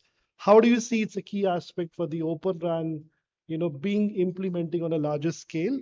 And how can we integrate seamlessly so that it actually becomes, 100% implementation or across the networks globally? Yeah. Well, thank you for having me. Pleasure to be here. I'll just build on Dan's comments first that we've seen this transformation happening in the core network, and we now see this coming more and more onto the radio access network. You had a question earlier in terms of, hey, we've seen some of that in greenfield. What about brownfield? I come from Dell Technologies. We've been part of one of the largest North American greenfield rollout with Dish Networks, and we've been providing the infrastructure, the management, the automation, and all that's out there. Now, you also touched on brownfield, and let me give you the examples we have. For example, Vodafone out in Europe, the rollouts in UK. That's a brownfield rollout, okay? And they started small, they've continued to scale, and now they've talked about, again, expanding the rollouts out there. In Eastern Europe, Vodafone, along with Orange, again, brownfields and a RAN sharing use case where they're again deploying Open RAN. So, in my view, Open RAN is a foregone conclusion. This is going to happen. It's just a matter of time and getting there. But there is just no going back on that. And the reasons are very simple and compelling. First and foremost, taking advantage of the rate at which the silicon is innovating. Again, Dan said Moore's Law, taking really advantage of that. And I think the whole RAN in part of the network has been missing that. And if you really dig into the details and think about it, what's the biggest asset for an operator? It's the spectrum. To improve the spectral efficiency, what do you need? More compute power. The more computing I can do, the higher order of MIMOs, etc., I can go for. I can deliver more throughput. I can deliver more speeds and speeds. I.e., if you are an operator, you really need to think about how do I start to take advantage of the silicon innovation cycle. Now the question then comes in is how do we do that? I'll say this to you. I come again from Dell, right? And I look at what PCs did to mainframe is what Open RAN is about to do to the RAN networks, and which is when you are going to start to disaggregate, you will see innovation happening at every site layer, from silicon to CAS to workloads to radio units and more. The question now then is you still have to bring all these pieces together and you have to make them work. And this is where interoperability comes in. Start, first of all, with the work that's going on in standards. There is still more work to be done in ORAN Alliance. I've been on the record to say they've been adding one too many options. There's more work that they need to do to align the industry more upfront and really mature the kind of standards that we need to see. There's definitely more work there to be done. Then bringing the ecosystem, and we need to put the right labs, the right frameworks in place to do interoperability testing and more. We've done work, and I know Christian's about to speak on that, the work that TIP's doing in the TIP community labs at Dell. We've set up our own open telecom ecosystem lab. It's a massive infrastructure we have put in, where we're bringing the partners, again, doing all that interoperability, integration work, and not do that once, but do that on a continuous basis. So that whole CI/CD principle is important. So I can go on and on, and you can probably sense the passion, but I think we're on a journey. We're at a great point. There's still more work to be done, but I think the direction is very clear. Well, thank you, Manish. These words actually imbibe a lot of confidence in the technology, because we spoke about 5G test beds. We spoke about, academia being a part of regular kind of a testing framework, and the standards needs to be there. And with that, we go to Mr. Christian. I think there's a promising case globally. I think we are all vouching for that. But at the same time, scalability somehow in practicality, it's not there completely. And it's been a while. We're talking about Open RAN. It's been 2 years, I think, we have been talking about. How do you think this scalability part can really work out? And from framework, maybe from standards, from a community perspective that you have, how do you encourage and motivate large-scale deployments of Open RAN? Yeah, so that is. Can you hear me? Yeah, we can hear you. Okay. I don't think this mic is. No, it's not. Okay, that's better. I have a bit of a cold, so I can't speak so loud. So first of all, I think the colleagues here, esteemed colleagues, built this case very well. And I think we come from a situation where to really scale up the technology in the network domain requires a number of things to be in place. There needs to be standards. The standards for Open RAN are there. Well, Manish said there's still work to be done, but it's already there and it's deployed, like you said. R&D needs to be there. We see the products, the technology maturing. In fact, when I've spent now a few days in incredible India, meeting all these companies that I didn't even know existed, who are developing software, hardware, as well as services associated. So those pieces exist. What we are working on right now, to Manish's point, is how do we bring it together in an industrial phase? Team for Telecom Infra Project's main mission now is to create a global certification regime that would make sure that in Open RAN solutions can be integrated and verified to a level that it creates the confidence for the operators to be able to move to that next phase. So they don't have to do the R&D themselves and put things together. So that's definitely work in progress, very strongly encouraged, particularly by some governments like the US government, as well as Indian government, in their cooperation on supporting Open RAN. One thing we haven't talked about much yet, and something that we are discussing and working within TIP's community, is about once you have these solutions ready, integrated, certified, you still need to scale. And that scaling needs not just technology, it needs a working ecosystem of organizations that have global reach.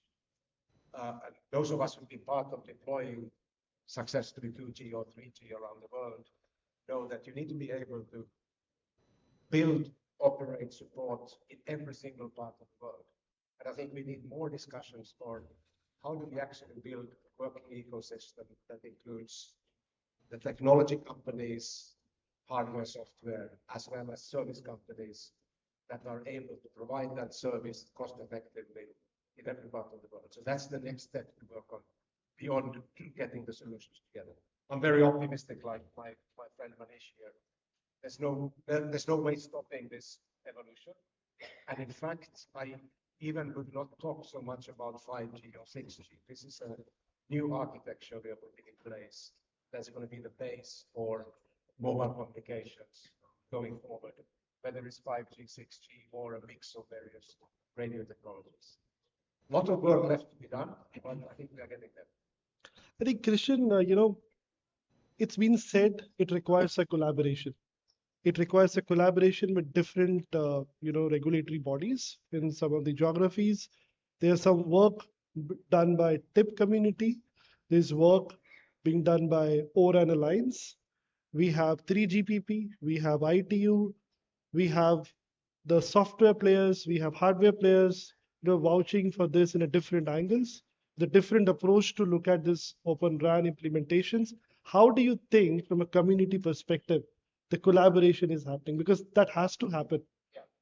So first of all those organizations you mentioned are needed. You need ITU for spectrum, for example. You need 3GPP to formalize the standards. You need ORAN Alliance to secure the continuous consistency of the specifications for Open RAN and also to validate the conformance and interoperability. You need Telecom Infra Project to make sure that you can industrialize and provide pre-integrated certified solutions. And I think we are all in violent agreement how we work together. In fact, we had a good discussion with our ORAN Alliance friends just earlier this week on how to make sure we communicate consistently who does what. But on top of it, we need a community of those different industrial organizations to play together. And in that sense, organizations like ORAN Alliance or TIP have a crucial role as they are really there to enable and to make things happen rather than make a business for themselves out of it, because this requires enablement on a global scale. And I think another question. You mentioned certifications. I think even in our country, maybe globally, we may not find a lot of Open RAN experts because the certifications is not there. And maybe, people who understand how the technology or the shift is going to happen from an architecture stance and an architecture point. How do you think? How should we upskill that? Any views on that? Yeah, the upskilling and talent challenge for our industry is actually fundamental. I personally think we won't be able to upskill to the level is needed. Actually, automation is needed on top of it, because it's not just about the skills, it's also the kind of pace of change and the complexity what needs to be managed requires a high level of automation, which I think we already see happening in our industry. But I think upskilling in general in our industries is a matter of realizing that there will not be a border between telecommunications and IT anymore. We are using the same technologies, the same ways of working, software, hardware disaggregation, cloud technologies. I think a lot of this is actually also a personal challenge. We all need to realize we need to keep pace with the change. As an example, I did a cloud certification a couple of years ago, very late in my own career, and it was actually hard work to be done. So beyond this basic education that they get from our great universities, I think there's a big portion of responsibility and accountability of each professional to keep track of the change. Thank you so much. With that, I'll go to Mr. Hede. I think the ground is already set that Open RAN is going to prevail. How do you think it is going to expedite the private 5G rollouts? How do you see the Indian market is growing? We see, again, it's a matter of business case and the ROI, the way it is looked at from a use case perspective. What is your view on that? How it is going to contribute? And maybe how do you want to address the situation with the private 5G implementations? See, this is quite an interesting aspect actually. First of all, thank you for inviting today. And why this is quite interesting is that first of all, I'll divide your question into three parts. First, you have asked that what is the situation of private 5G, and probably readiness of India is something which is required to be understood. So, first thing is that India is already catching up very fast as regards adopting 5G is concerned. Although worldwide there have been multiple deployments which are going on the private 5G front. We have been, fortunately part of certain worldwide deployment. That's the reason I can talk from that perspective.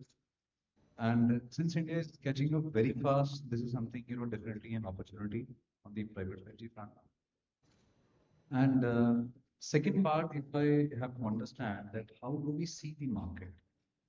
Other than if we have to understand that other than the theoretical use cases or theoretical market sections which are touted to become the major use cases in coming time.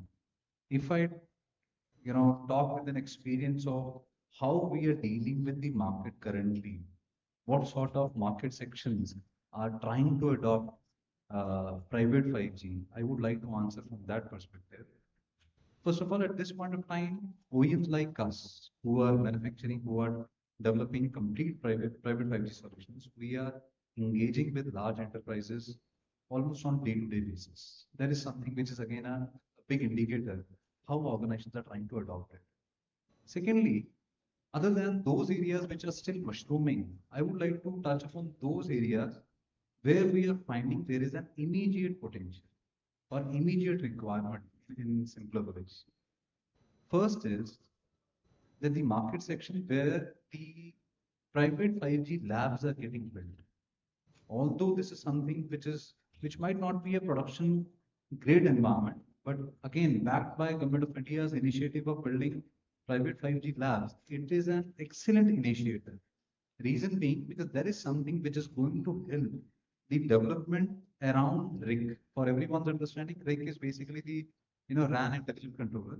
And there is something which is going to build an ecosystem, which is going to pave a path for the complete mushrooming of 5G use cases in coming time. Second area which we are seeing where the adoption is again happening very fast, private 5G adoption very fast, is enterprises are adopting private 5G for the campus-wide networks. Definitely the main user requirements, what they feel or for what they are coming to us is, the automation is one, then security. Apart from that, smart warehousing for very large corporates or very large enterprises. And then the handling the logistical problems with the help of, having automated or autonomous vehicles. So these are the areas where we are already in touch with many organizations, large enterprises, where they seek private 5G deployments to be done. Apart from that, defense is a sector or the market where private 5G is gaining a lot of traction, and it is now beyond just traction, I would say, because concern of faster communication, secure communication is the need of the hour for defense. And last but not the least, but again, based on what we are experiences right now, the fourth one is basically, you know, uh, the way, actually, if you see the way traffic steering is getting handled with the help of private 5G. Because traffic steering is something which is requiring the real-time packet analysis, real-time packet monitoring.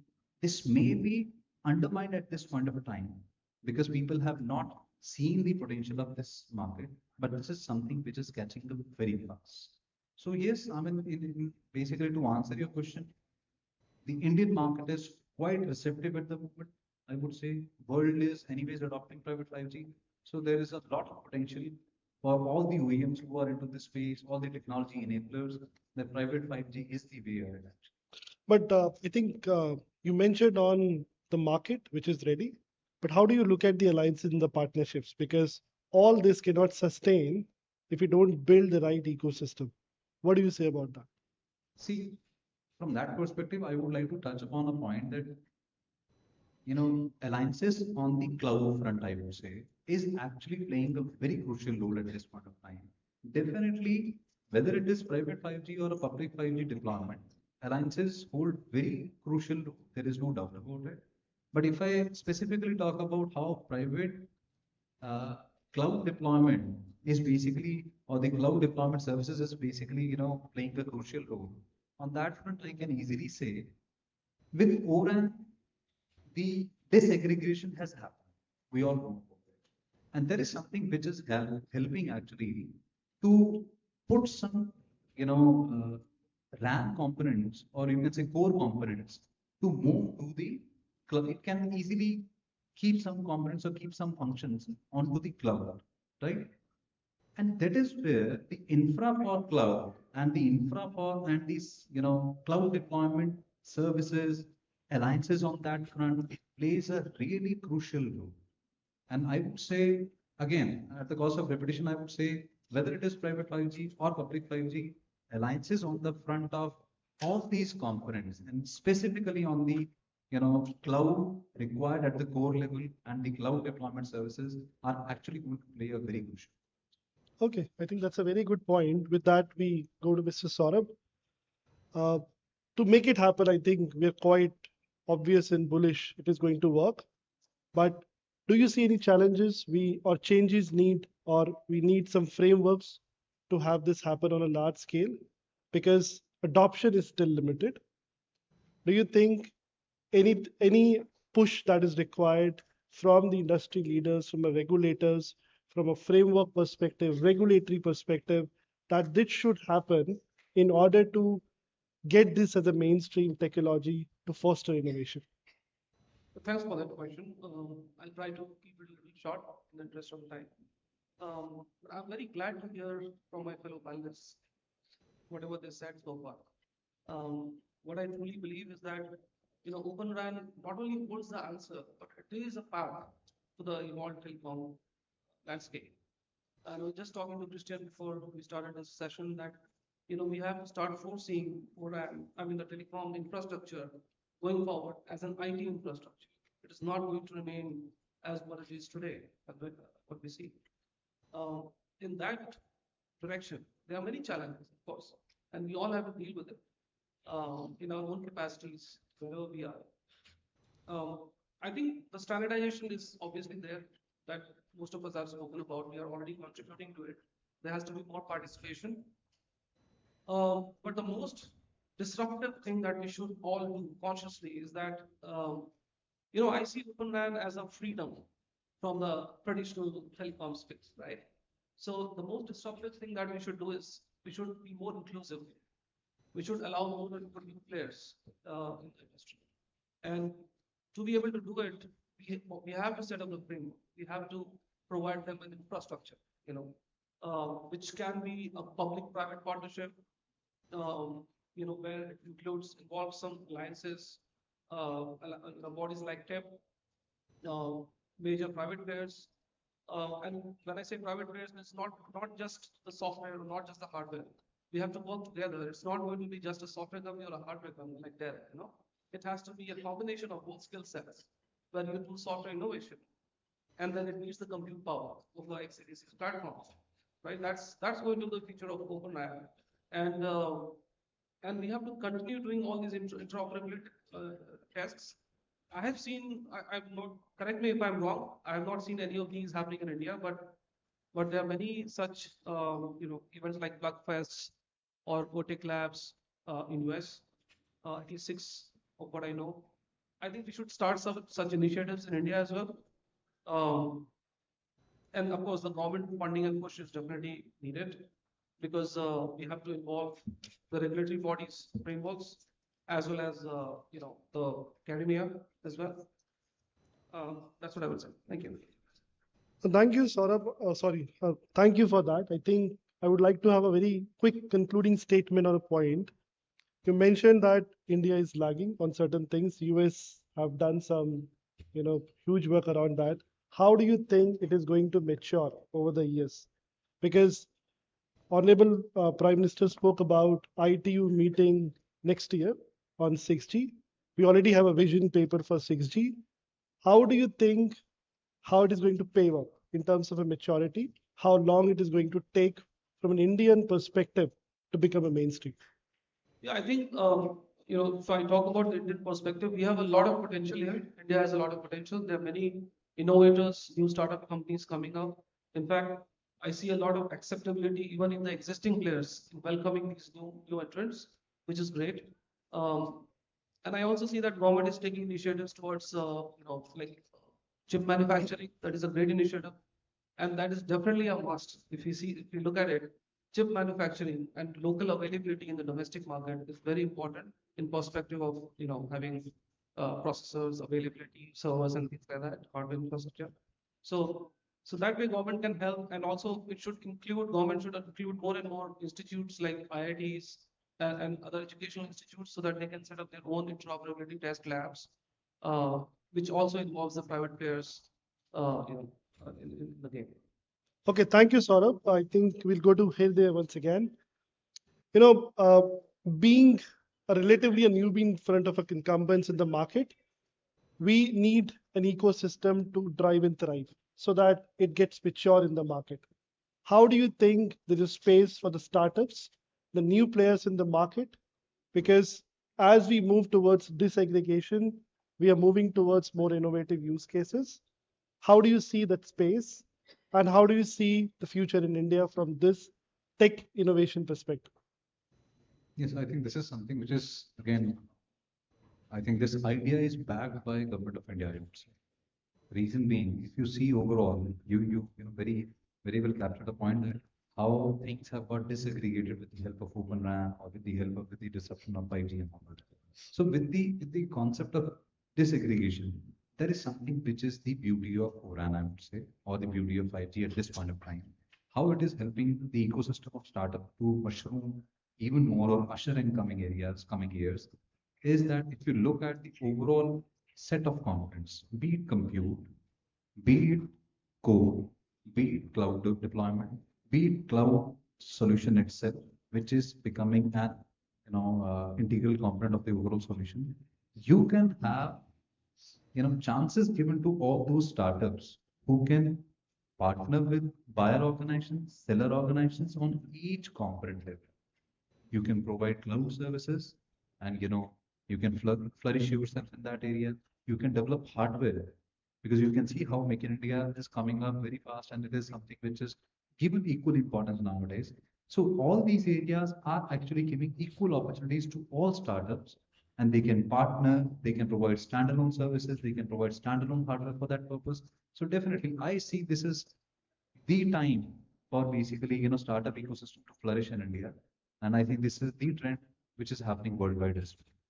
And Government of India, the way they are backing the initiative, the way they are implementing their strategies, I think hats off to them. Okay, thank you, Hirde. We'll go to Christian quickly. It's said, and I think we all know now that open architectures will prevail, and it is going to be a transformational shift. How do you look at this going to be, continuing from a deployments perspective and from a skill set perspective? What do you think we should do for the next maybe 1 or 2 years to make this happen? Well, that was a really demanding question. If you had the answer, I think it will be clear. But I think you mentioned it yourself, Yogesh. This is a transformation.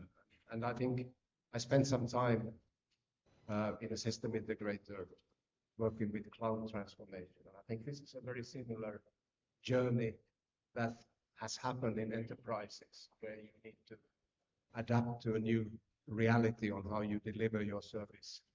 And it will then impact everything in your organization. So we actually had TIPS yearly conference Fuse 2 weeks ago in Madrid. We started a discussion beyond technology, which is about how do you operationally transform an industry that is coming from very well structured, almost siloed approach in different parts of the organizations, certainly from the development all the way to operating the networks. And I think we start to see what it actually means. It means, for example, that operators who want to make use of this technology and be in the lead need to take on a larger responsibility. You can't just be relying on your suppliers, meaning you have to take a grip on the technology and figure out how you use it. That's exactly what successful enterprises have been doing when they go through their cloud transformation journey. Secondly, you need an emerging services capabilities, services industry, which is very much linked to the talent aspect. We have the great system integrators, many of them Indian companies actually, that have been crucial in executing this cloud transformation or the ongoing cloud transformation in enterprises. I foresee something similar in our telecoms industry to occur, where you have the service capabilities provided by organizations that are really focused on providing efficiently the best talent to be used, acquired, used in these transformations. And I think that is a crucial part of that scaling up that goes beyond the product and technology and standards discussion. And I'm a big believer that there is a crucial role for system integrators in managing this transformation. Exactly how it will play out is a bit early to say, but that's going to be very interesting in the next 2-3 years to see. Thank you, Christian. I think, Manish, you emphasized on two keywords, what I noted, standards and ecosystem. I think there's a push from the government of India. There's amendments in the bill. We have come with a data protection bill. There's already a 6G vision paper. What else do we need to make it happen? Yeah, I mean, we need to get more trials and rollouts initiated because we have to do the work in the standards body. And I agree with Christian, and I want to make sure my point is not misunderstood. There's great work that was done in ORAN Alliance in terms of developing the standards, and kudos and hats off to them. My only point was they're adding too much sometimes optionality in terms of split options and all. There's probably more opportunity to align the industry up front and make that more efficient. But I think, I mean, I'll say this, when it comes to Open RAN can benefit a lot from India. And I think India can benefit a lot from Open RAN. And I think there is a win-win opportunity here to really play on each other. Now, if you think about it, India, why do I say that? India brings some very unique requirements. Think from an environment.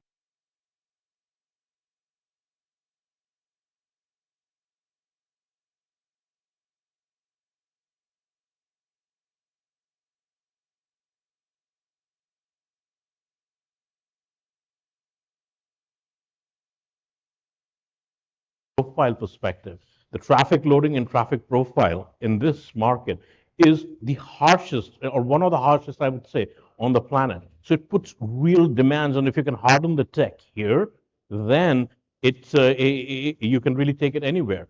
The Prime Minister Modi today morning talked about startups, and earlier there was discussion around XApps and RFs. And I would argue not only accept startups, I would argue in every layer from silicon to hardware to the software workloads to accept startups. It creates this disaggregation creates opportunity for innovation to spur up that startup environment and more. Because today, a lot of those players, the market pathways are blocked. They have no market entry. So when you disaggregate, you open up the opportunity to drive more innovation, spur up more startups, et cetera, et cetera. So I'll stop here, but I think, I think there is a lot of opportunity here to be done. But the most important thing, we need to get initiated outside the standard bodies into the real world in trials and rollouts. Thank you so much.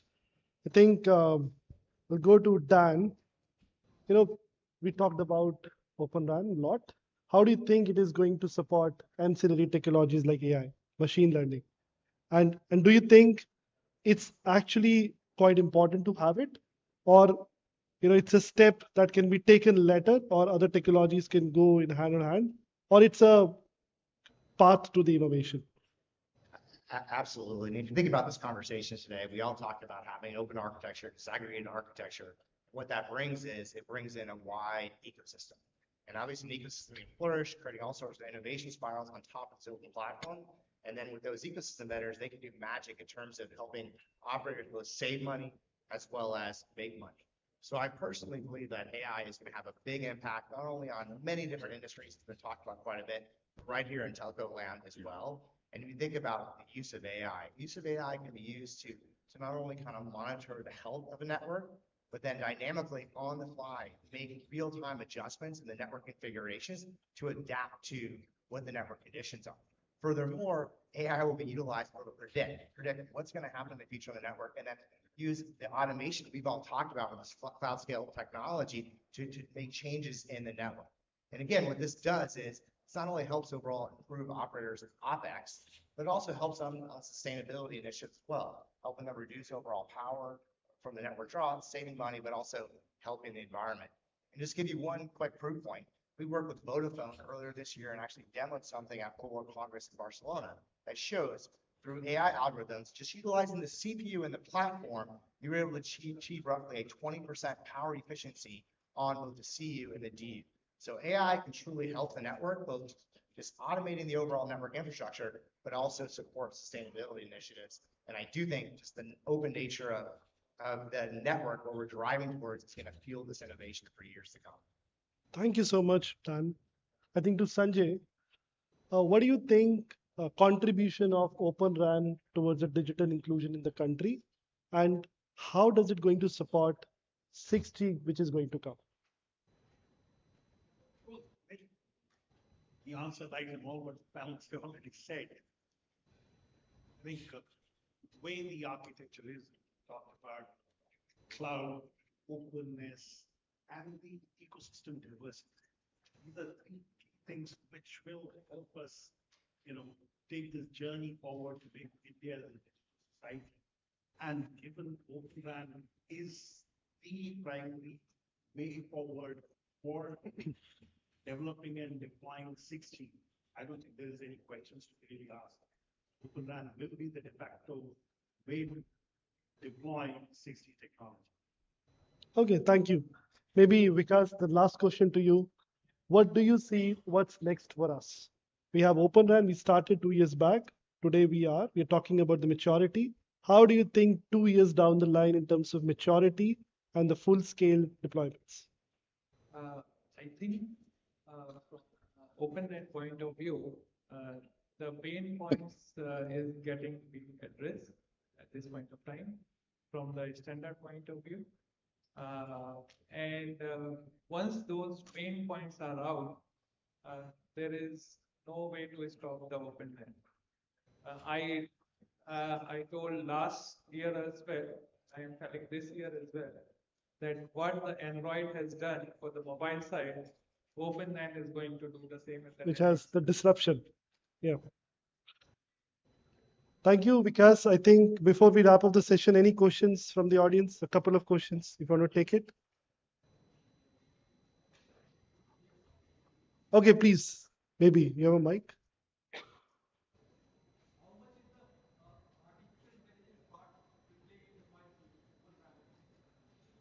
Maybe, would you like to answer? Okay, I will take this question.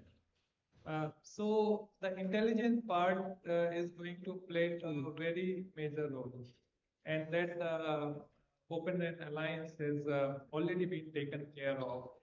And the 3GPP is talking about AI on the air interface, but the OpenNet is talking about AI in every part of the network. And that's where those near real-time rig and the non-real-time rig, they are the platforms on which the artificial intelligence models can be trained and learned. You can see in every part of the network is not going to be optimized for one site. It has to be optimized for every sites, and that's where the AI and ML play a major role. And OpenNet is a platform. RICs are the platform to run those AI and ML models into the network.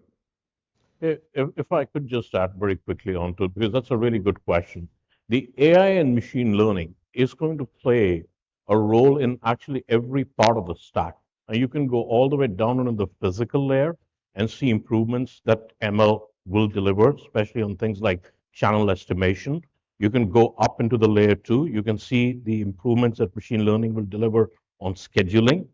You can go further up, and Dan talked about it in terms of, hey, can I get a more holistic view of network traffic? And then can I do energy optimization of my underlying infrastructure and get the infrastructure to go up and down, scale up and down, depending on what the traffic needs? Because remember, telcos dimension the network for peak traffic, but you don't have peak traffic 24/7, right? And we're firing up all this infrastructure all the time. So there's a lot of opportunity there.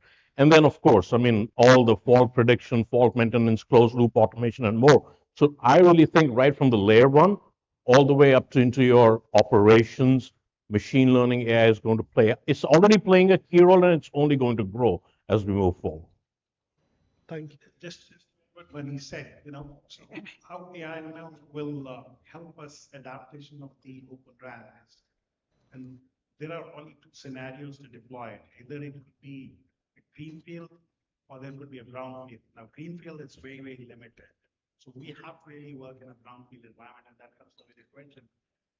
Getting that adapted in the network is a challenge that you have to rip and replace the existing because it can't interwork with the deployed infrastructure because of the way it's deployed.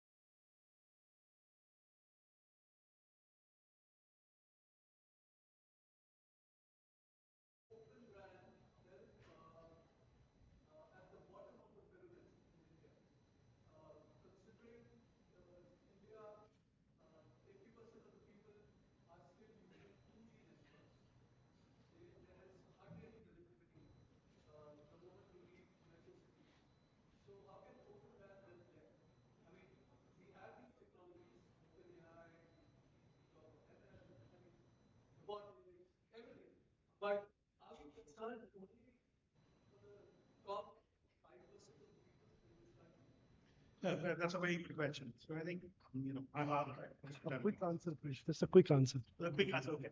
So, why so far the challenges continue to be there? It's just because the business case is not there for the operator.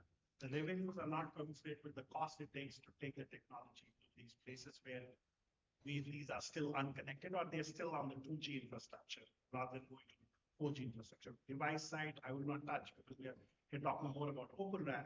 So, if with the way we are talking about capabilities that the Open RAN brings, cooling, the cloud, the ecosystem diversity, so you can really tailor a solution specific to the need that you have for the rural, rather than building an infrastructure which is primarily focused towards where you can have a better ROI. But here you can build infrastructure which is specific to the need that we have for the rural, and that is possible through the ecosystem diversity with the cooling technology that is coming along with the cloud native infrastructure. So all of those benefits that we already talked about can be applied to the technology and then delivered at the lowest cost to address the need that you talked about. Okay. Please, let's we have to finish.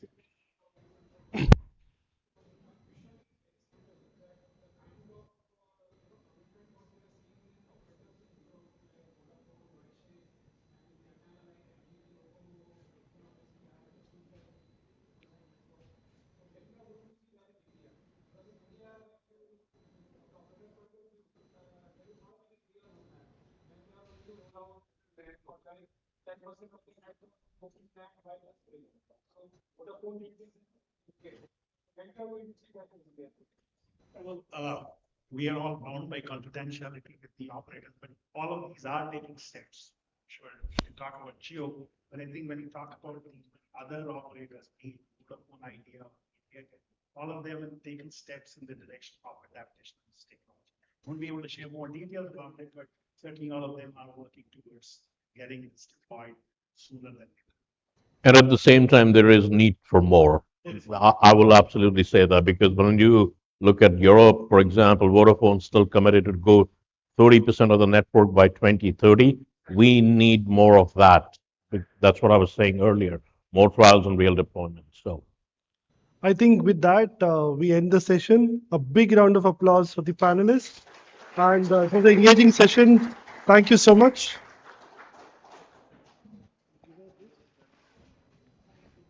oh, okay. Yeah, great.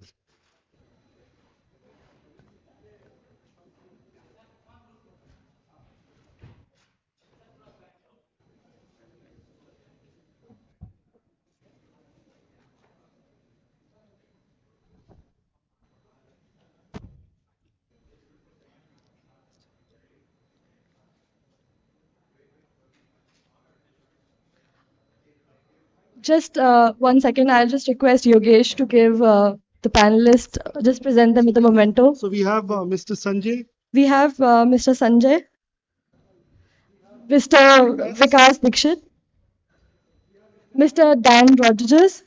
This is for you. This is no, not that one, not that one, not that. Sorry. Mr. Manish Singh. Just 1 second. Mr. Christian Toivo. You're welcome. Mr. Hriday Vikram.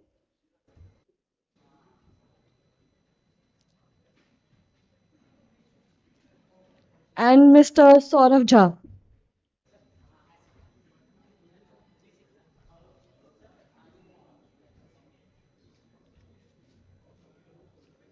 I would also request someone from the KPMG team to present our panel moderator with a memento.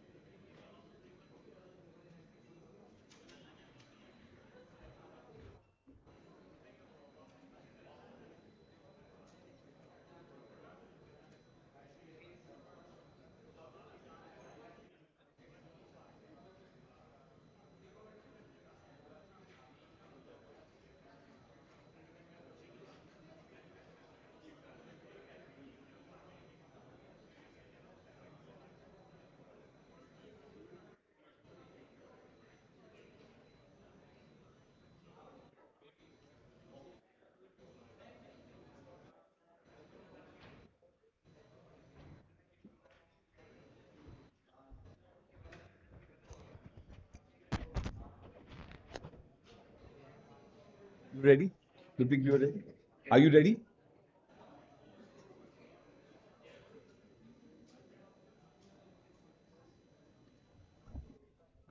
Ladies and gentlemen, can I please request you to please have a seat?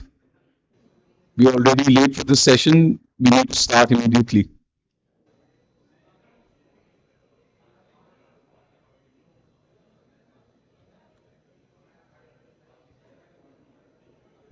Okay. Good evening, everyone, and welcome again to IMC 2023. This is possibly the last of the two sessions. Why I'm saying last of the two is because this was one session, but it's been broken down into two parts because we had enough of speakers. So this is on affordability, accessibility, and advancement key to 5G adoption. There is a keynote address by Mr. Ludwig Landgren. He is the head of cloud software and services for Southeast Asia, Oceania, and India at Ericsson. Ludwig, your stage, please.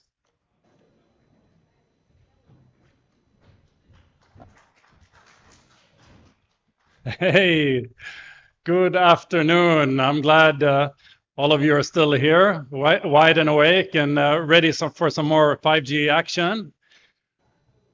I am sure that you are as excited as I am here. This session today, as you can see, is about affordability, accessibility, and advancement. And let's get this thing going. Yeah.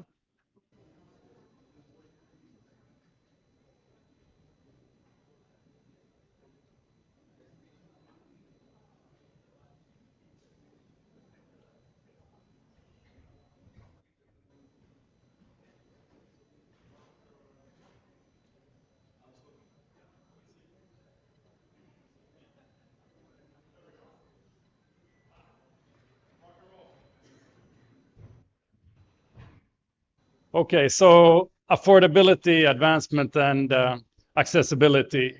So let's look at those words, and we will be speaking more about that today. We've got a really great panel coming up after this keynote. Affordability, first, 5G really changes the game in terms of affordability. So changing the game both in terms of rolling out the network. So today, 5G users, have you tried 5G yet? Are you on 5G yet? You're getting 3 times, in India, you're getting 3 times better experience than on 4G, which is just amazing. And it's at the same price point. So in terms of affordability and rolling out networks, 5G really offers that capability. Affordability also in terms of end customer. You might have seen the announcements today, the Geo phone. How much was that?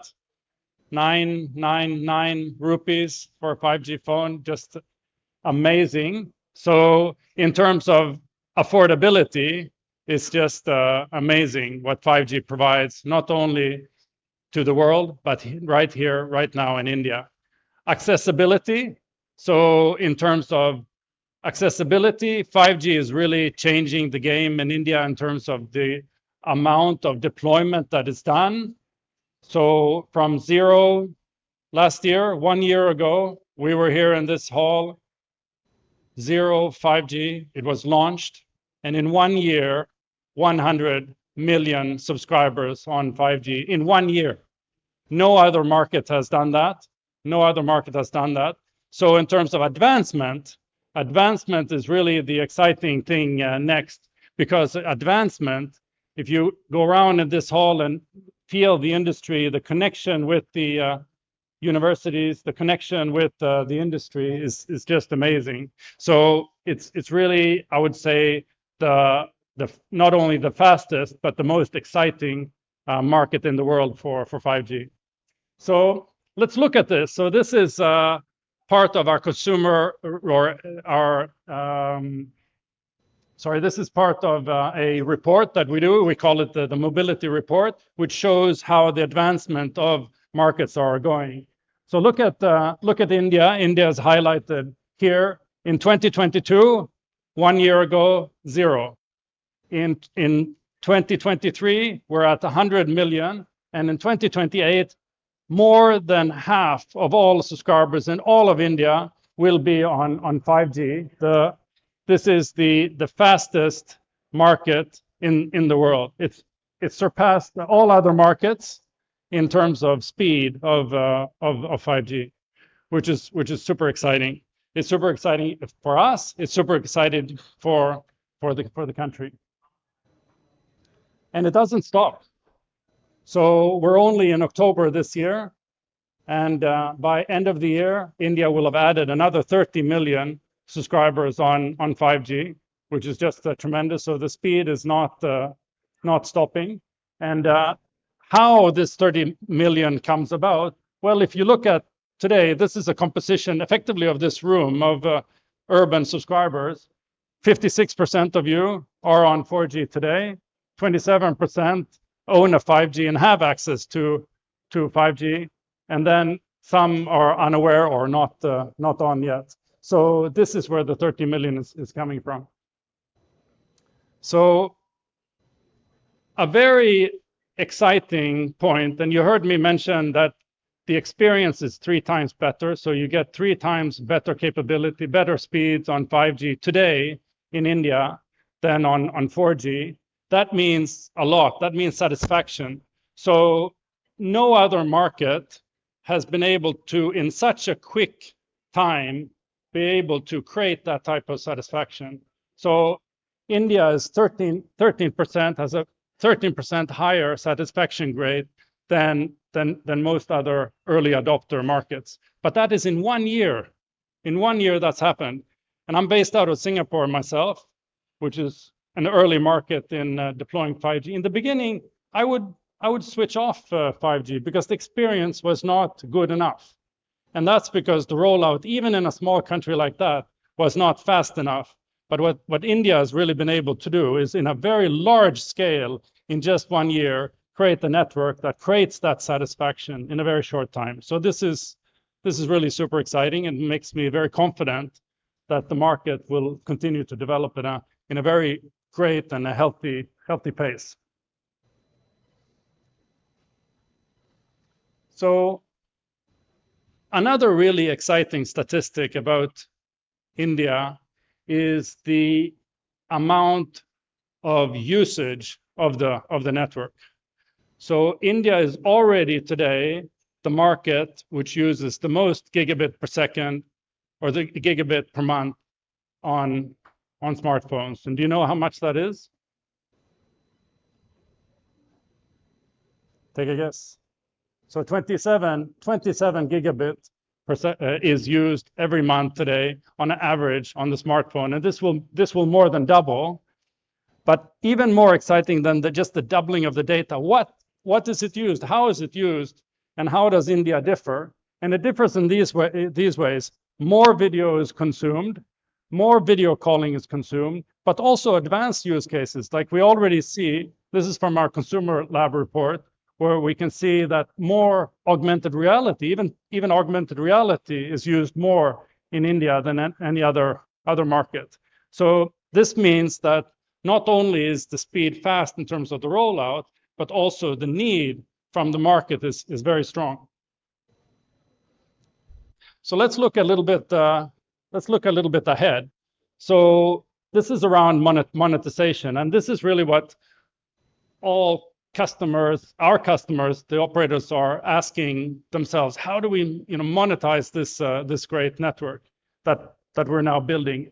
And we see these are the main areas of market monetization. So cloud gaming is really coming strong.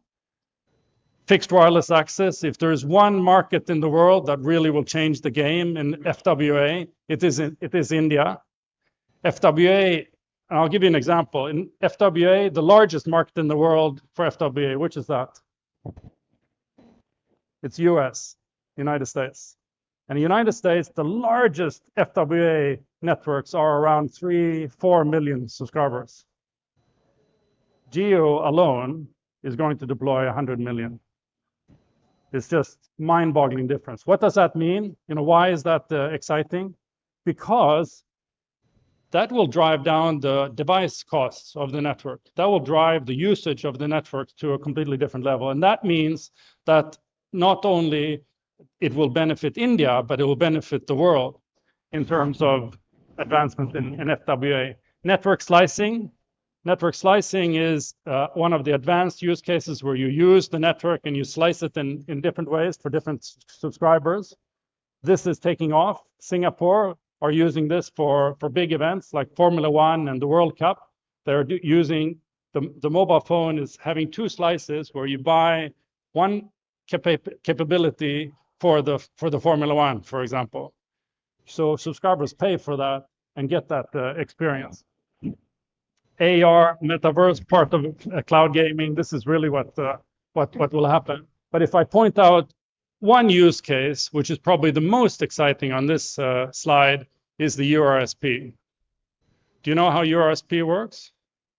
So URSP is now available in the current generation of handsets, the ones that are released this year, where you have the possibility to slice the network, not only in terms of different users, but also different applications.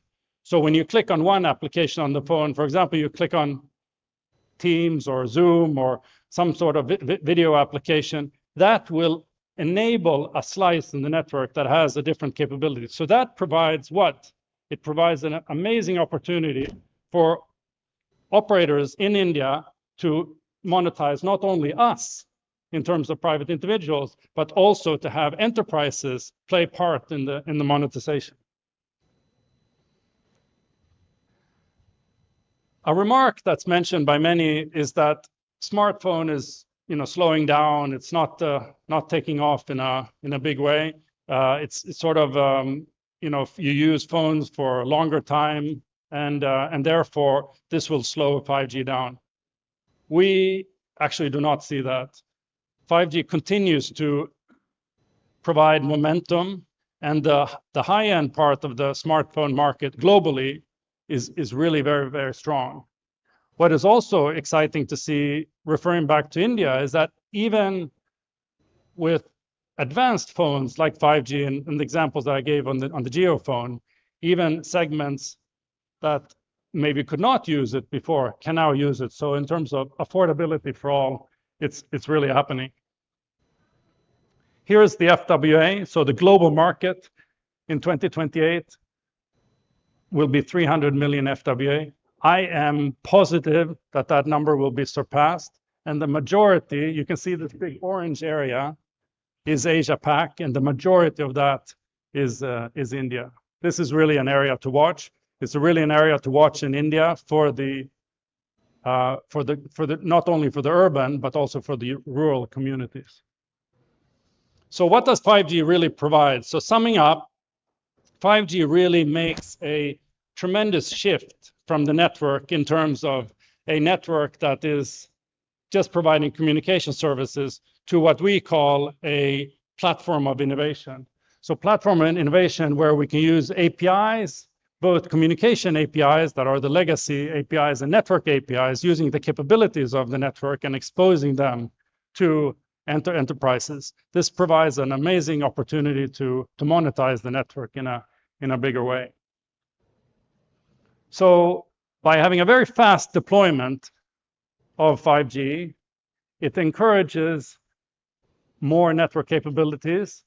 It encourages a possibility to use global APIs in a broader way, which drives service innovation and drives more revenue to CSPs and more enhanced applications. So the momentum that India has and the world with this is just tremendous. So in conclusion then, the aggressive 5G deployment has already provided a possibility for a large part of India population to have 5G. FWA provides the opportunity to extend those capabilities for the underserved markets in a huge way. And 5G has, we say here, many hidden capabilities, many capabilities that are not used to their full potential yet, but are available there in this platform of innovation. And this is really the most exciting part of 5G, where we're monetizing not only as consumers, but also exposing those capabilities to end customers. So thank you so much for listening to this very short keynote. And I look forward to hear great discussions on the topic with our panel. So welcome back.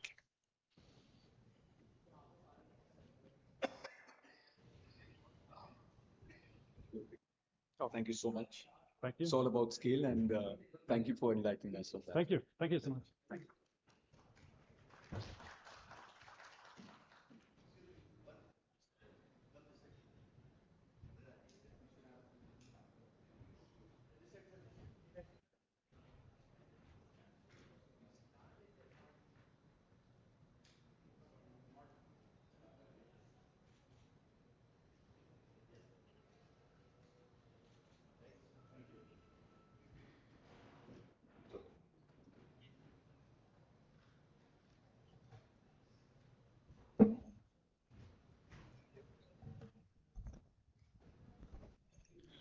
So Ludwig, thank you. I know India is all about scale, but thanks for getting our attention back to some of the numbers. You know, when you were talking about the 30 million, I visit the Gulf quite often, and I'm the global lead partner on one of the largest ICT accounts out there. It just reminded me the largest country with the largest population in the Gulf is just about 30 million. So we are literally adding one population of a country in the next 3 months on 5G base. So thank you. I think it's quite amazing. We've had, and I guess our operators have actually done a fantastic job when we were reintroducing telecom in India. And again, with 5G, I think it's been the fastest deployment. So thank you for bringing those things to light. Okay, so now for the panel, may I just request what we've been able to successfully do and get their time is operators, people who dabble with software, people who dabble in devices. May I just request Vishaka Sehgal, Dr. Rajiv Saraf, Saurabh Arora, and Arno von Houston to please come on the stage and take the place.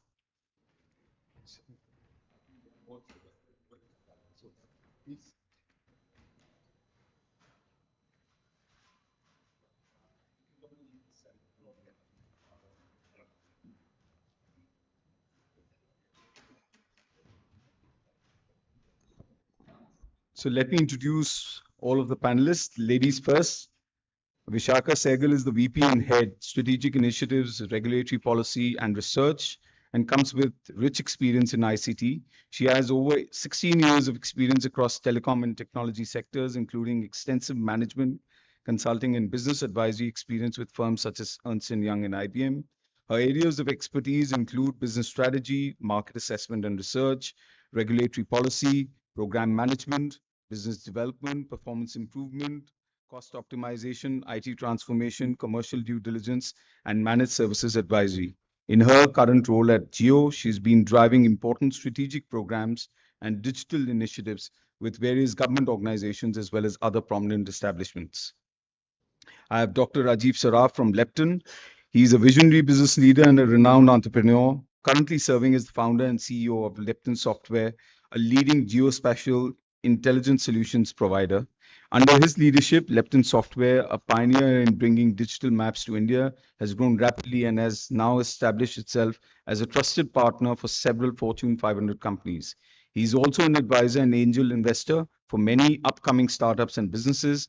He currently also serves as a board governor member at National Institute of Technology, Delhi. I have Saurabh Arora from Qualcomm. Saurabh is the business lead for mobile, compute, and XR at Qualcomm India, based in Gurgaon. He leads the engagement with the OEMs and also works to developing and growing local ecosystem. In his past role within Qualcomm, he was leading mobile OEM engagements from engineering and helped them launch products in India and Southeast Asia. Prior to joining Qualcomm in 2013, Saurabh has worked with Motorola, Sony Ericsson, and Tech Mahindra and has been part of the technological generation transitions between 2G, 3G, 4G, and finally 5G.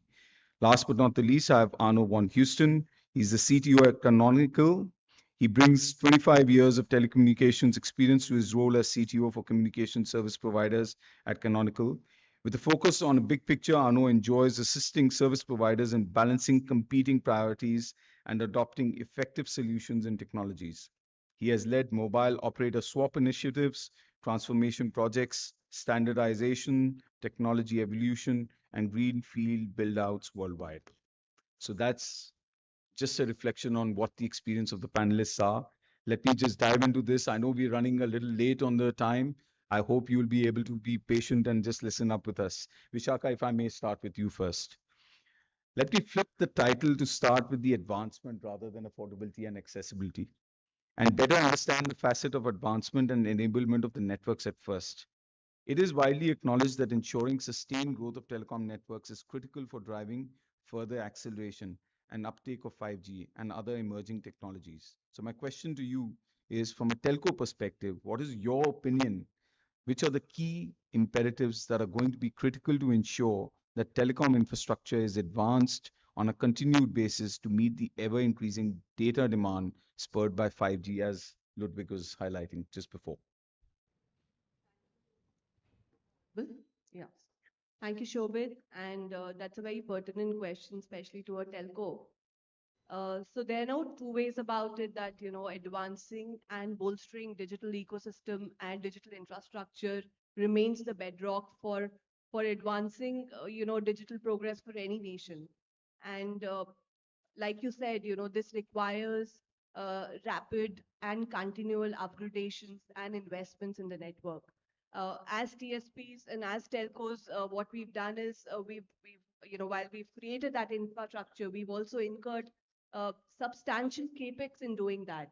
And so it's very, very important that, the environment that is there is conducive to more investments in future. Uh, First of all, I would like to say that it's very important to acknowledge the fact that safeguarding current investments is absolutely, absolutely important if we have to, get more investments in the sector. And that's why, we really need long-term policy stability and a facilitative environment which, actually builds in that confidence to invest further. Uh, Secondly, ease of doing business is very important, and we really, really appreciate the government's recent reforms and efforts towards it. It has considerably helped the sectors. However, I would very respectfully and humbly urge the government that given the need for massive, massive, investment and, efforts in advancing digital infrastructure, I think we need a complete overhaul of the entire taxes and levy structure for the telecom sector. The current, 30%, the 30% of the outgo is in form of taxes and levies, and this is not sustainable from a long-term sectoral growth perspective. So, this overhaul would really ease out things, and that, it will help us channelize the right amount of investments in further bolstering the ecosystem. Thirdly, I think right of way, I don't need to, overemphasize. Everybody knows that government, DOT, they've put in massive efforts in terms of the recent amendments. The process has really improved. I would say definitely a lot of credit goes to the government. But bottlenecks do exist, and fiberization is the most pivotal aspect for successful deployment of 5G. So in light of that, it's very important that we make ROW legally tenable. It should be, legally enforceable for all local municipalities, for state governments, and for other state departments. And the upcoming telecom bill, it should be mandated in the same. So, it'll really, really help in accelerating the fiberization levels. Uh, and lastly, a very important factor is that OTTs, I truly appreciate the efforts and the innovation that is going on there, but we also need to acknowledge the fact that today there is massive, massive strain on telecom networks being put by OTT providers.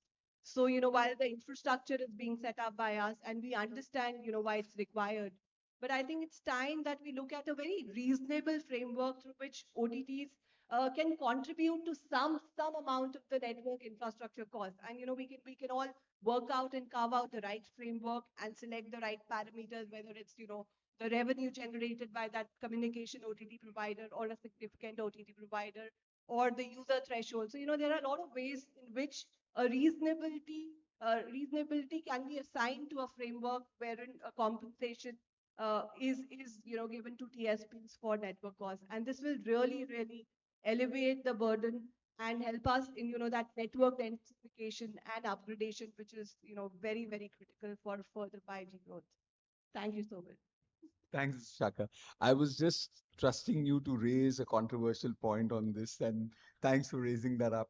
You know, this is a quintessential debate actually, how telcos have actually gone through the entire cycle, right, of putting up large investments. But do they necessarily get the end of monetization is always a challenge, right? And this is where some of the OTTs have made a good job of it. But we'll see. Let's see how that comes. Rajiv, if I may come to you, Lepton helps telcos understand the current reach and accessibility of their network and services, including 5G, through your software solutions. You also help telcos understand affordability by providing demographic and affluence data for different areas across the country. So my question to you is, what kind of tools right now are available to assist in finding out the accessibility of the telco services, and how does it help telcos plan their network and offerings? Because they will always go to the place where they have the first commercial feasibility.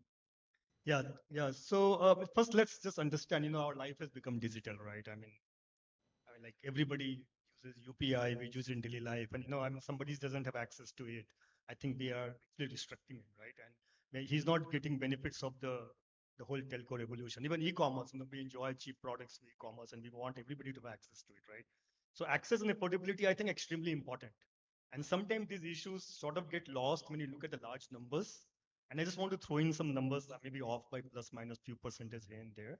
So if you look at India, today we have around 830 or 850 million, broadband subscribers. Great numbers for any country. Of course, we are really bad when it comes to the wireline broadband. We only have 30 million broadband, which is almost 2% of the population, and it's like almost lowest in the world. Now, but if you deep dive into the 850 million, subscribers, suddenly you start seeing the gap, right? I mean, if you look at the urban areas, the tele density goes to 127%, whereas in the rural areas only 55%. Now we don't know whether it's because of accessibility or affordability, right? I mean, that's still something that people need to find out, right? Further, if we start even looking at the data in a different perspective and start looking at circles, so Delhi circle has a tele density of 272%. Excellent, right?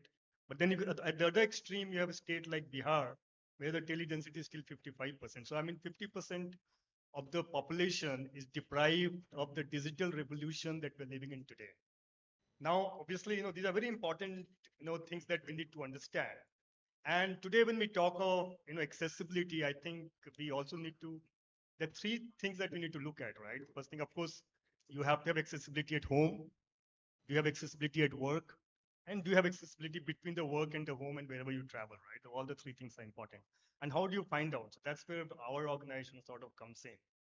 We basically provide, software tools to the telcos and even to the government to make policies around, how to increase the accessibility of the services. Because today you cannot live if you have Aadhaar, all digital, you have UPI, all digital. Your life is almost, you could be constrained in your life if you don't have access to services. So we provide software where actually, you can deep dive and you can actually find out even by technology, which areas, which operator, how much of coverage they have. So you can have one city, you can say, okay, I have coverage, but there could be pockets within the city, small pockets, which may not have coverage. It could be on the highways, but there could be pockets within the highways which do not have coverage. So we actually provide those kind of, solutions, which actually goes deep dive and tells an operator and even the government policymakers actually where the access is not there, right? I mean, the first part, the access is not there. And of course, then government works on various programs and incentive programs to increase, accessibility, right? Now, even if you look at affordability, right? I mean, again, India is a great country, and we talked about the great 5G revolution. 76% of all the phones are, I'm told like smartphones, right? Of all the things. But if you look at the unique owners of the phones, only 50% of the people actually own smartphones, right? It means, of course, a lot of people who own smartphones actually also tend to own the second smartphone, right? So the 50% people again are, although they have access to services, but I think they're really missing out. So the affordability somewhere comes into play. And I think it's very important. Of course, again, the government again works on policies and incentives. But I think that's where our organization comes in. We also provide, data on income levels, affluence levels, down to the micro level, to the village level or a particular locality in a city or a country. And we can give very specific data, which gives an idea about what is the affordability level in different areas. Of course, telcos also use the data to roll out plans or different packages and plans and things like that, and government uses that as a inputs to plan out how to increase the digital access. So that's what we do. And I think it's very important to understand at a very micro level which areas have accessibility and affordability and details like that. No, Dr. Saar, thank you so much. I think I particularly like what you said, especially on, we generally tend to generalize and say that, we have 90% tele density. But the fact is, there are disparities, right? And you need to clear the mist and get down to the basics to say some are over 150%, but some are still underserved. And is that a question of affordability or accessibility? I think that's a fair point. Anu, if I may just shift to you, the equally critical premise of security, and Canonical looks at open source platforms. There is a general conception, or should I say misconception, that open source platforms may not be as secure as the closed ones. We know that open source is increasingly gaining ground and growing in popularity. I will package two parts of the question in one. How do you see open source platforms contributing to more secure and sustainable communications?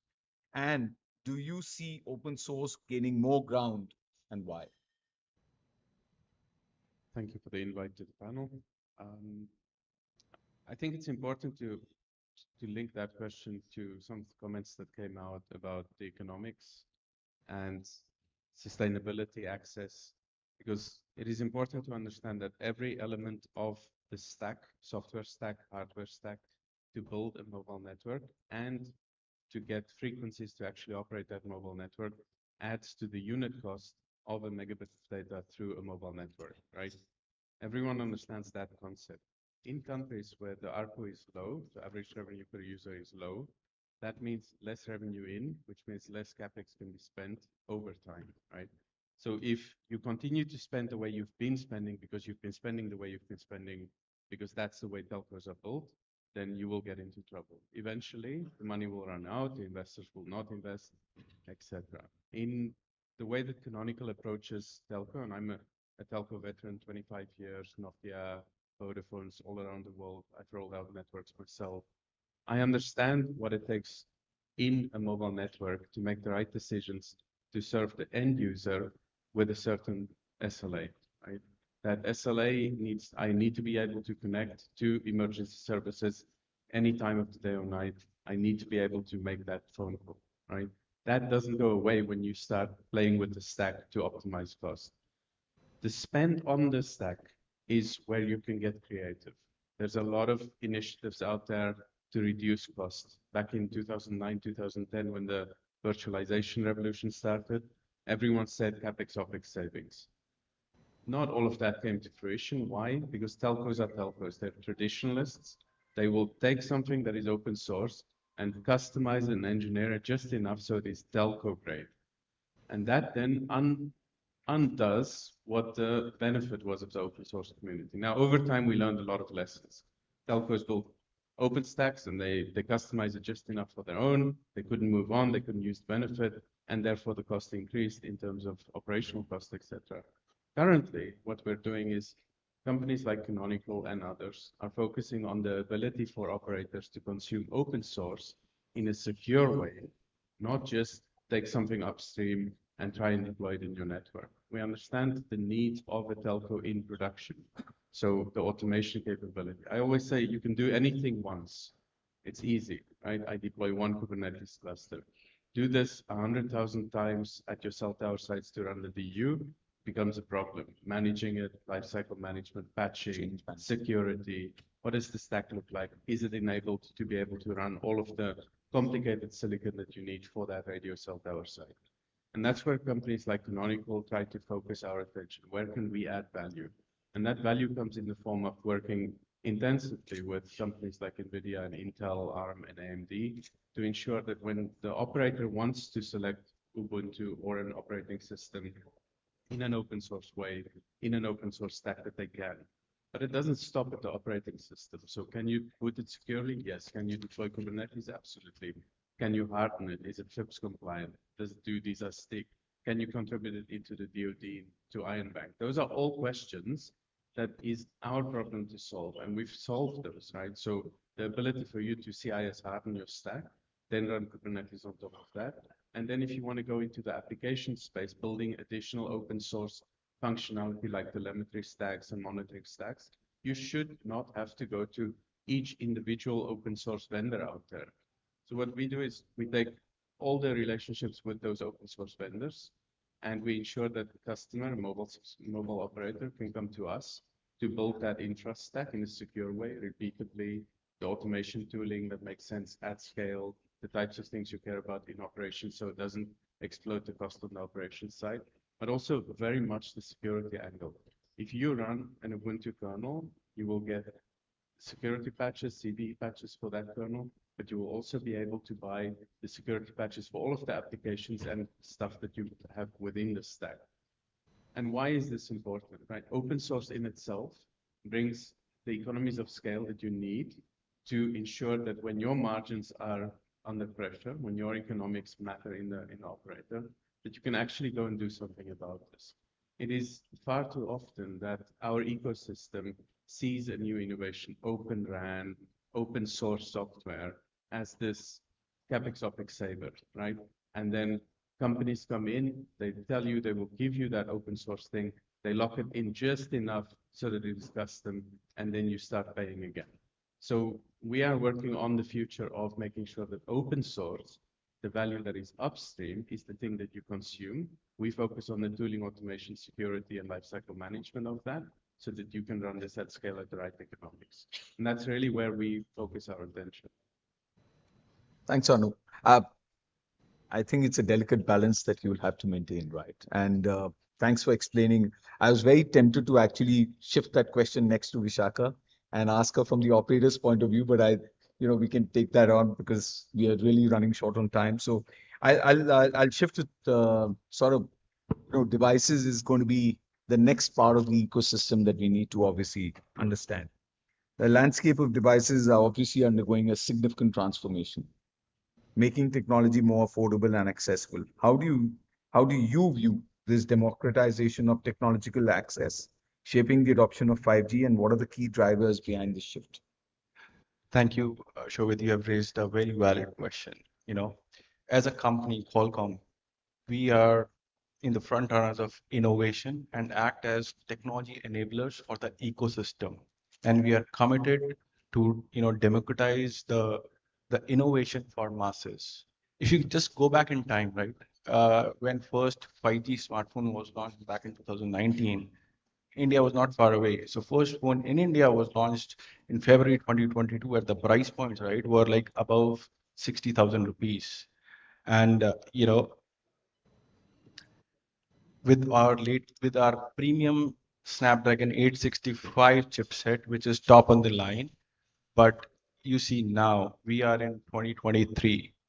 So we have 5G across our portfolio, across our tiers, be it 800, which is top-notch premium tier, high tier, mid tier, even in the mid entry tier with our latest Snapdragon 8 4 Gen 2 chipset, which have breached the price points of like 10,000 rupees now. And over the time, right, if you see the current landscape of smartphone industry, 91% of the smartphone shipments are above 8,000 rupees, $100. And in that, we have, with our latest chipsets, we have already breached the 10,000 rupees price point, roughly around $125. So we have come a long way from where it started and where we are today, and across the tiers, which is a significant progress we have made over the quickest time within 3 years. And currently, if you see the shipments of 5G devices have surpassed the 4G in last few months, and by 2020, end of 2023, if you see the combined years shipments of smartphone, we will be above 50%, and it will continue to grow as we march forward. So, Saurabh, you raised a very pertinent point. I'll tell you why I'm smiling. I remember the first mobile phone I bought. I think it was in 1999. It was the Nokia phone. I'm just using a brand name, but that's got no reference to it. It was about 3,500 rupees, 99. You are talking about machines which are probably 100x more capable, right? In everything from an efficiency perspective, data, transmission, power, everything. And yet it is still 10,000. Even if you were to put the Hindu rate of growth on inflation, you will get to over that number, right? Over a 25-year period. So I guess we are moving that needle quite extent. So affordability is, I mean, if you were to just put 7% inflation, you will get well over the number. Yeah, I mean, so talking about affordability, right? I mean, it's a very conscious call which a product manager or a OEM has to take, while designing a product, cost versus features, right?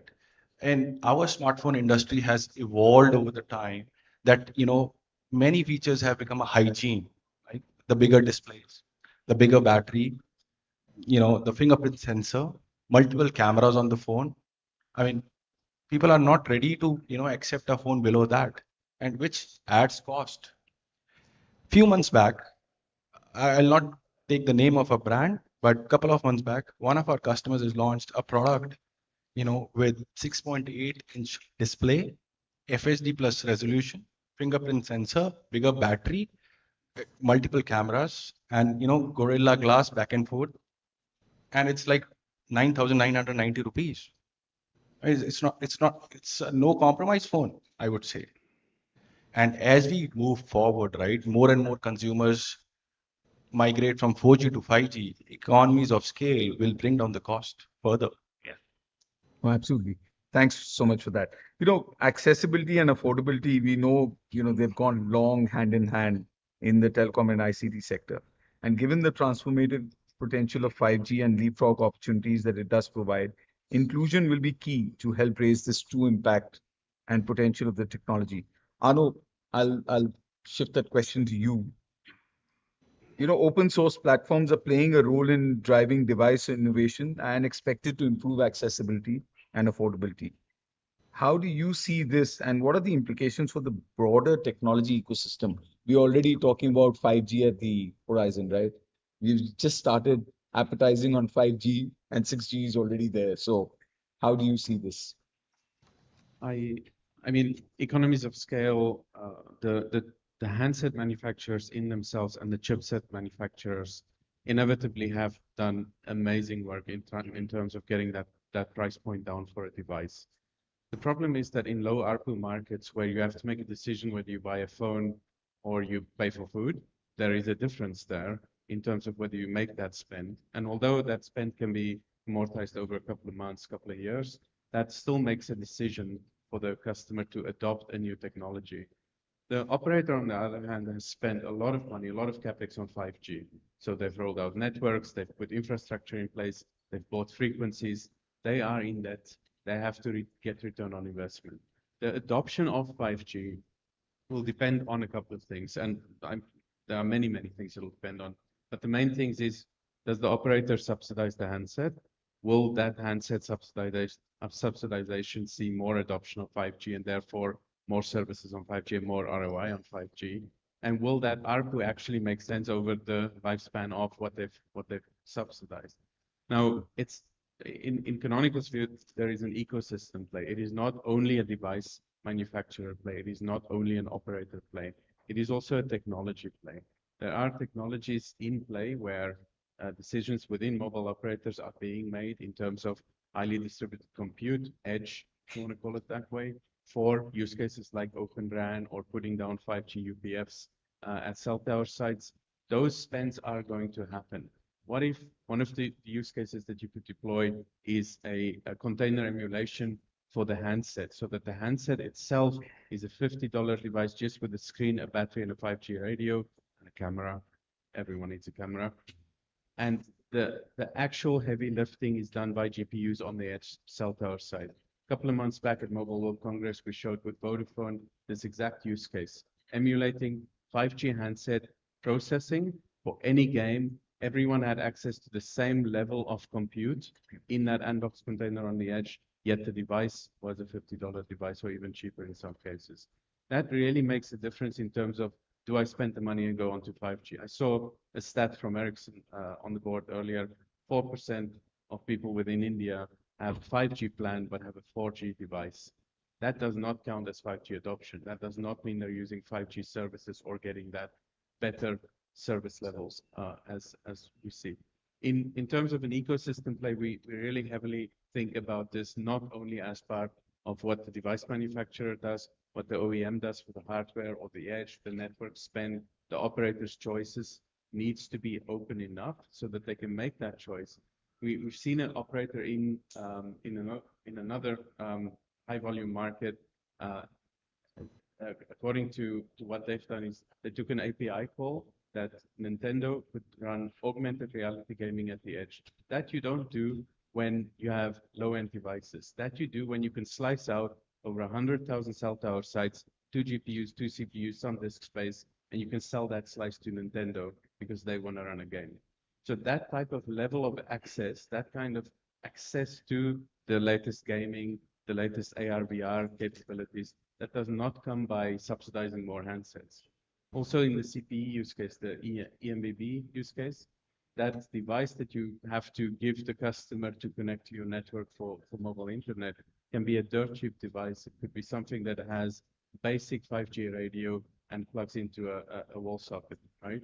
It doesn't have to be a fancy device. All the services you offer that customer is running in a container on the edge. So those types of things, I think it's an ecosystem play. And the more and more customers and vendors in the space adopt that mentality of open ecosystem innovation, the faster it will happen in markets like this. No, I think it's an endless possibility, and we are entering that. Vishaka, I'll shift to you, if I may. You know, it's unwise to discuss inclusion without really understanding how 5G proliferation will get to the rural and marginalized sections of the society. We had Dr. Saraf talk about, what the disparities are. How you guys trying to manage? I know Jio has been quite path-breaking in what affordability can be there, but how do you see this? No, absolutely, Shobit. Ensuring proliferation of 5G services, especially in a country like India, in rural areas, is extremely important. Today, as telcos and other digital players, we are rolling out and advancing and launching advanced 5G use cases, right from immersive AR, VR to robotics to drone tech and advanced use cases in the areas of health, agriculture, and education. And some of these use cases have massive transformative potential, and they can really make that difference at grassroots level by bridging the inadequacies of the physical infrastructure. And while as telcos, and I'm sure as other digital players, we are really working hard to democratize these services and make them, as affordable as possible. But it will take some time for the economies of scale to kick in. So that's a fact that we all need to understand. So that is why, it's very important that to give the initial thrust and to facilitate initial adoption, especially amongst, rural pockets and from people, individuals who are from low income groups. Government should step in. They should, carve out some kind of a subsidized framework for, that initial adoption of these services. For instance, I'll give you a very simple example about IoT-based precision agriculture, and Geo has rolled out a lot of solutions there. A lot of our industry peers have rolled out some fabulous 5G-based solutions in that domain. And while these solutions can massively increase the agricultural yield, and farmers do recognize this, but unfortunately the affordability issue for that deployment of initial IoT sensors and gateways for these solutions, that becomes a deterrent for farmers. So large cooperatives, large dairy houses, they are able to afford and deploy them right away. But for the larger farmer base, it'll still take some time. So that is where, if some subsidy framework is carved out, we also have the USO fund of the government which can be deployed or leverage for this. Even state governments, they need to carve out or set aside the right amount of funds for facilitating initial adoption. On the devices front, while I understand, innovation and creating that ecosystem of affordable 4G and 5G handsets is very important, and you cannot undermine that fact. But again, initial trust, and when in a country where you have 200 to 50 million users who are absolutely devoid of any kind of data usage or any kind of benefit of the digital transformation, it's very important that here again government steps in. We as we are working very hard to create an ecosystem of low cost devices, but I think government can also complement our efforts in this regard. Lastly, the prevailing usage gap, the prevailing digital literacy gap and digital skill gap, it's too huge in the country. From our grassroots level research, there are people who are in the 5G zone who have a 5G handset, and there is absolutely no usage in terms of data. So they are using their phones only to make a simple voice call. So that is where I think there needs to be greater focus on digital skill programs, and government has started to understand this. A lot of ecosystem partners are working in that domain, but this area definitely needs larger and a greater collective trust. And I'm sure, if we are able to do that, we can massively increase the adoption level, especially in rural pockets and from marginalized segments. Thanks, Vishaka. I'll actually use this literacy thing for Dr. Saraf as well to combine. I'll come to you, Dr. Saraf. Let me get Saurabh, especially on the devices. This fixed wireless is, I think we've been talking about fixed wireless for a very long time, and in a country like India, wired is very difficult. We've had all sorts of challenges. Fixed wireless will be the way to go. So I'll just extend that question. How is 5G driving the expansion of fixed wireless access solutions, particularly in areas where, they've been previously either underserved or it is difficult for the traditional wired infrastructure to actually take its form? So how do you see that? Before going to the fixed wireless access, right? 5G is not limited to smartphones. We as a company is creating an ecosystem and trying to diversify and integrate 5G across the sectors, be it automotive, augmented reality, connected laptops, and even in IoT. 5G fixed wireless access is one of the key use case where we can use a 5G. And if you look at the connected homes where we have a fiber is roughly around 36 million right now in India, and we have 300 million households. So there is a big opportunity to connect homes, but reaching fiber, dwelling fiber is not easy. That's where 5G fixed wireless access will play an important role, in my opinion. Nowadays, in our houses, everything is kind of connected, right? I mean, if I look at my house, I have a security camera. I have a air conditioner which has a Wi-Fi. I have other sort of products which need a internet connectivity, and people will go for a connected. I mean, at least have a fiber connection. Even the smart TVs, right? We are consuming a lot of OTT content on our smart TVs, and there are homes where we don't have fiber. So people are buying smart TVs, but to use that, they need internet. And that's where 5G fixed wireless access will play an important role. And I mean, and we are collaborating with operators across the globe in fixed wireless access rollout, and India is no different. Super. No, I think that's going to be one important thing. Dr. Saraf, if I can just come to you, two parts. One inspired by Ishaka, but second one, in your opinion, what initiatives are being taken or needed to further bridge this affordability and accessibility gap? And secondly, what is it that we can do to up the level of literacy in underserved areas? About what are the powers and what we can do for 5G adoption? Second I know looks- that's the second is a second difficult, is it's a tough twist. one. It's really, you need a lot of think tank. You are a So- doctor, sir, so I have to ask you the difficult questions. Let me first try to address the first one. So obviously the government realizes the importance of digital inclusiveness, and there's tons of studies which have shown that increase in teledensity has an impact on GDP, right? I mean, I think so 4 to 5% increase in teledensity has 1% impact on GDP, and those kind of things are there. So it's extremely important for the growth of the economy. The government realized this long time back.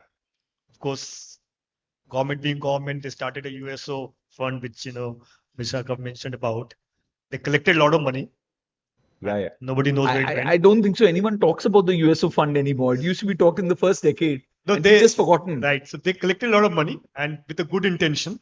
Yeah. They did roll out few programs, but some it just died out. They rolled out networks in the less accessible northeast areas, where the operators won't go.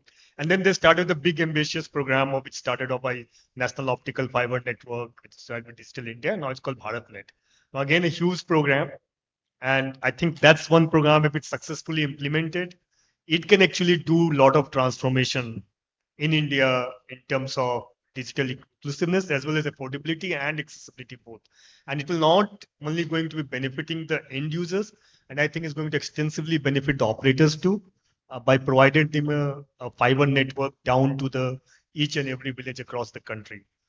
Of course, we have to see when and how fast it happens. Government does have ambitious programs, but of course, so that's one thing I think the government has been trying to do over the last 10, 20 years in terms of building a robust fiber network. Some states have done better than the others.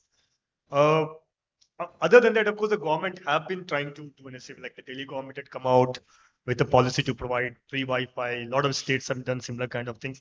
So I won't say that the governments have not been trying. And this being election season, and in the past we have seen the parties announcing that will give free laptops. I won't be surprised if some party starts announcing that will give smartphones. I think that could be one. The government has to see that the role of the government is to basically they have to work more for people who don't have than they have, right? So they are the ones who have to bridge the gap. So I think that's how the government can do. They have a lot of USO funds available, and if they can use that fund to provide more devices, and that can also reduce the cost of devices if the government becomes a large buyer, and that can be provided, and that thing I can increase the accessibility. Now I think in terms of digital skilling, I was not clear in terms of like how people use the devices, or like skilling in terms of using the devices. I thought the devices and the apps were. It's also the general awareness, How do you use that meaningfully? I thought the whole app economy was about making the app so simple that you don't even have a manual anymore. So yeah, ONDC is, Right. is actually trying to help that in the rural economy, especially. But I think the literacy angle is, you may not emphasize that in the urban, but definitely in the deep rural and dense rural will definitely be important, because they still to wake up Yeah. on that. I think it's also one of the things will happen is that they'll be forced, and that automatic adoption will start, right? I mean, like if you look at, as I mentioned earlier, UPI, if all your payments start happening UPI, you start using it, I mean, there may be some, hits and misses here, but then you get used to, start using it. Aadhaar being, your digital locker and those kind of things will start making you more digital aware. I think people will start using it, and that itself will, drive it. I'm not very sure about specific about how the government can specifically launch programs to make digitally aware. Maybe during the cricket match they can run some ads, a small tutorial. So That's the flavor of the season. yeah, anyway, so I think that's when you have go to Hotstar, you have like 3.4 crore, people watching match on on their mobile, right? I mean, on the devices. Yeah, That's the absolutely. kind of numbers that are there, and I'm sure people sitting out in rural areas are literally, enjoying that. So No, yeah. so thank you so Thank much. And with that, I'll just, I don't think so. I need to conclude. I think there are a lot of points that are there. We are running really short on time, but I would really like to give a deep note of thanks to all the four. And if you would also acknowledge that with a round of clap, I think that'd be lovely. Thank you so much, Vishaka, Arno, Saurabh, and Dr. Saraf. It's really thankful to you. And So I'll call this panel a close, but before that, the mementos, please.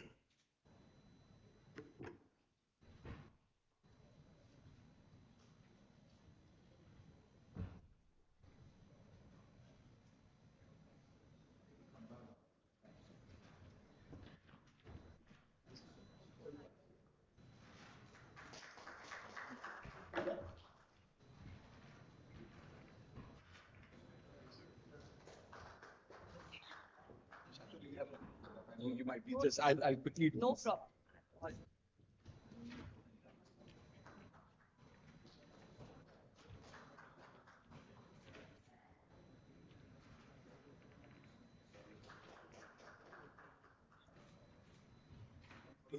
I'll request one of the KPMG member to present a memento to Mr. Shobhit Agarwal.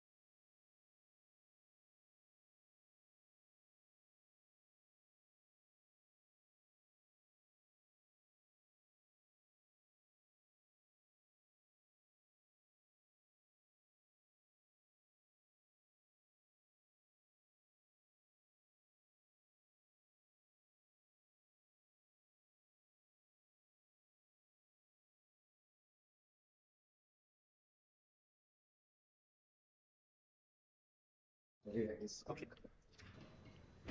So, ladies and gentlemen, thank you for being patient. And part two of the same. I actually had a full page of an opening address. I don't know, I don't want to bore you with the same thing, but let me dive into the introductions very quickly to make sure that you understand the gravity that the panel brings with themselves. Let me start with Lieutenant General Dr. S.P. Kochar. He's a recipient of multiple awards during the 39 years of services in the Corps, from where he retired as a Signal Officer in Chief in 2013. He was then the first CEO of Telecom Sector Skill Council for 6 years. So we'll need more of this. So we've just talked about that in the earlier panel. Currently, he's been the DG of COAI for the last 3 years. During these years, he's held board level positions in prestigious universities and corporates. So while the long career and an army man to the core, he's had a very short introduction. Next, Pratyush Kumar. Pratyush is the pre-sales VP India for Ceragon, and he's also a 5G global expert. With over 20 years of experience in telecom industry, Pratyush has been supporting global sales and delivering value to service providers and mission-critical private networks worldwide. He has vast global experience in all possible segments of wireless transmission, be it field, planning, product, pre-sales, post-sales, including techno-commercial, and has driven and supported hundreds of vast green and brownfield 2G, 3G, 5G, and 4G and 5G network projects. I'm already skipping the 4G now, so pardon me for that. His expertise lies in understanding customer challenges and offering designed, innovative solutions that best address their needs and provide optimal business value. I have Sachin Arora. He's the head of Mobile Security Division India for Giseke and Devrient. Sachin, I hope I pronounced that okay. Yeah, it's very difficult. If you see this name, I'm sure you're going to find it difficult. But Sachin is currently leading the mobile security at the telecom division and G&D MS India. He's responsible for division business P&L and also the management board member in India. He's associated with G&D for the last 10 years and has worked in various business segments in various countries. Last but not the least, I have Anuj Siddharth. He's the Deputy Director for Marketing and Communications at MediaTek. Anuj is an integrated marketing and communications specialist with almost 2 decades of experience. Since joining MediaTek in 2008, Siddharth has taken an innovative approach to building recognition for MediaTek among industry leaders, media, and consumer. He leads the corporate marketing initiative in India and Middle East. Middle East and Europe as well. So Mia, I wanted to say, but sometimes it gets confusing because there's so many terms. People use Mina, we have Misa in KPMG, Mia. So, okay, I'll dive into the questions. General Kochar, if I may start with you, sir. Affordability and accessibility are always seen as complementary, but somehow they are also the biggest challenges faced in the seamless adoption of 5G. What do you think? And why I'm starting with the key challenges is so that then we can try and see what are the solutions that rest of the panelists can suggest. What do you think are the key challenges that you see under these heads for the ecosystem at large, right? Where we can, the entire ecosystem and for telcos in particular, because finally the job is on them. That's where you also obviously come in to make this happen on an accelerated basis, sir. Great. That's a very right question.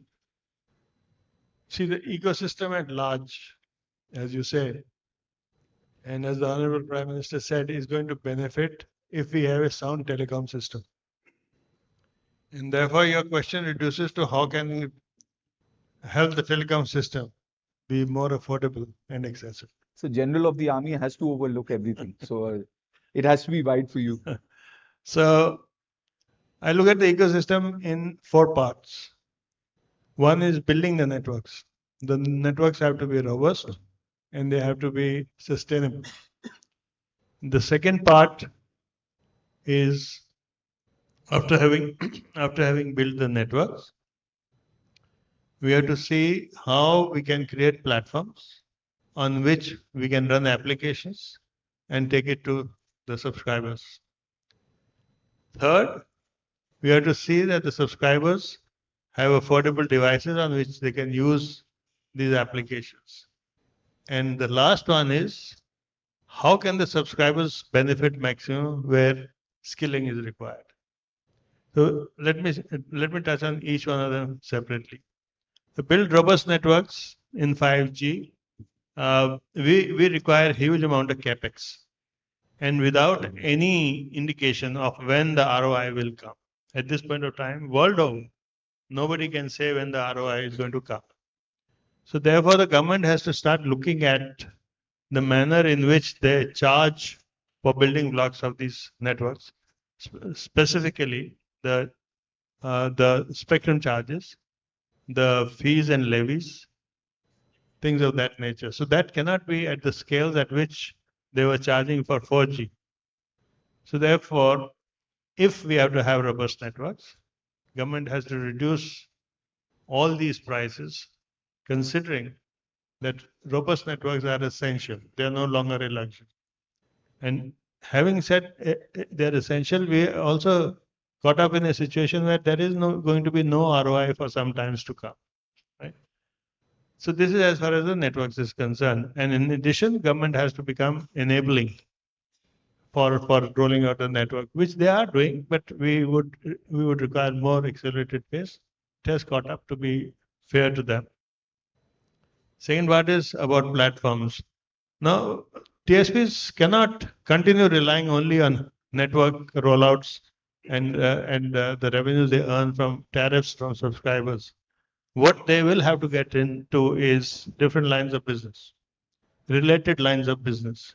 And these related lines of business, I said, will be after network rollout. They will bring in platforms, and those platforms may be owned by the TSPs themselves or may be owned by any third party. So it's a separate business unit. And on top of this business unit will come offerings of application providers who will host their application on these platforms. And these applications will reach the subscribers. And the subscribers will have to be skilled enough to use these applications after getting an affordable device. So we have to look at these four pillars to see that everything is kept affordable and timely, and this happens. So this is the ecosystem I see evolving, and these are three different SBUs which are going to come up in same companies, and they will be treated separately, maybe under different regulation, different policies. The policies which are application on network provisioning SBU will be the policies that we deal with today. The policies that are going to be applicable on platforms may be something which are today applicable on IT platforms. And even the TSPs who host platforms may be subject to those new policies and regulations. And the third, of course, is for application provisioning. They come in a different realm. But all of them have to jointly sit together and see that they share the burden as well as the benefits. Today, the way things are evolving, and I see you smiling, the way things are evolving, there are too many people who load the network with humongous amount of traffic and don't pay anything for it, right? And then comes a red herring which says, oh, TSP is asking us for fair share. They are destroying the startup ecosystem. On the contrary, we are committed that we are not including the startup ecosystem in the large traffic generators, the LTGs. It is only 4 or maximum 5 companies who are MNCs who are generating this huge amount of data, and whom we are asking to come and share, give us a fair share, so that we can set up and maintain the networks on which they are riding. And they're making profits, huge amount of profits on that. This in a nutshell is what I'd like to say. So why I was smiling, there are two reasons, and you caught me there. One is this exact point was brought up in the earlier panel. From a telco operator's perspective, obviously, they are the ones who put in the entire investment and someone else is taking the cream off. And it's fair to say that how can we divide that fair share? But the other thing why I thought what you were bringing out was extremely important, is that the way you are dividing it, right? If we are slicing it into three parts, the question, the way we've been wired as economists, as people who commercially agree on how the allocation should be, the first question going to be ROI, return on investment. Who has gone the bigger investment? It's always the network, right? So the person who will bear the, or what we call the dumb network, if I may say so without any offense, will bear the biggest burden, but never get the return. So we have to also change the way we look at how we're going to be allocating the capital. I think that's going to be extremely important. Capital resources, whichever way you look at it. So thank you. I understand without giving the challenges, you've talked a lot more about the challenges. So thank you for that. Sachin, if I may come to you, given these challenges, let me bring you in and get your views on something that's gaining significant traction as a commercial case for 5G, right? Which is really the private or let's say local networks. So in industrial sectors, campus and private 5G or LTE networks are expected to be one of the commercially feasible use cases for 5G deployment. These as such offer improved digitization, security and efficiency. So then what impedes the accelerated deployment? Does affordability still pose the challenge, and what do you see as the solution? Okay, so just in continuation of General Butcher's statements and your ROI statement.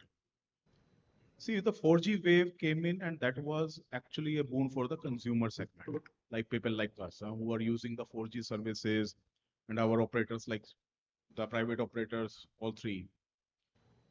The ROI stuff, basically, when we are talking about, as of today, with the understanding, there is not much of the ROIs coming to the MNOs for the 5G segment. And that is clear. Now this 5G and the future, this will be coming from the enterprises. The IoT use cases we are talking about, the enterprise segment we are talking about, that has always been unaddressed. And even if we keep aside, if someone has a thought, okay, it has not been unaddressed, but it has not been utilized so far from the normal cellular connectivity, but the IoT or the enterprise what called M2MAV, that will bring the real ROIs. And as you asked for the for the private networks, see, this is one of the use case as a commercial segment which will be prominent in the future, like the other Western countries are already adopting it. In the auction, if you remember, MS Adani, means the company Adani, they paid for the private networks for their utilization and the purpose. So if the use case is there, there would be utilization of those networks or those use cases. And that the commercialization will come in where the small companies, so Adani could afford, but there are various companies which will not be going into that direction. And there comes the MNO play, where they will go into the private premises and say, I set up the network for you, and you just give me the money and I maintain for it, just complete outsourcing. And then the various topics come up, various use cases come up into that segment.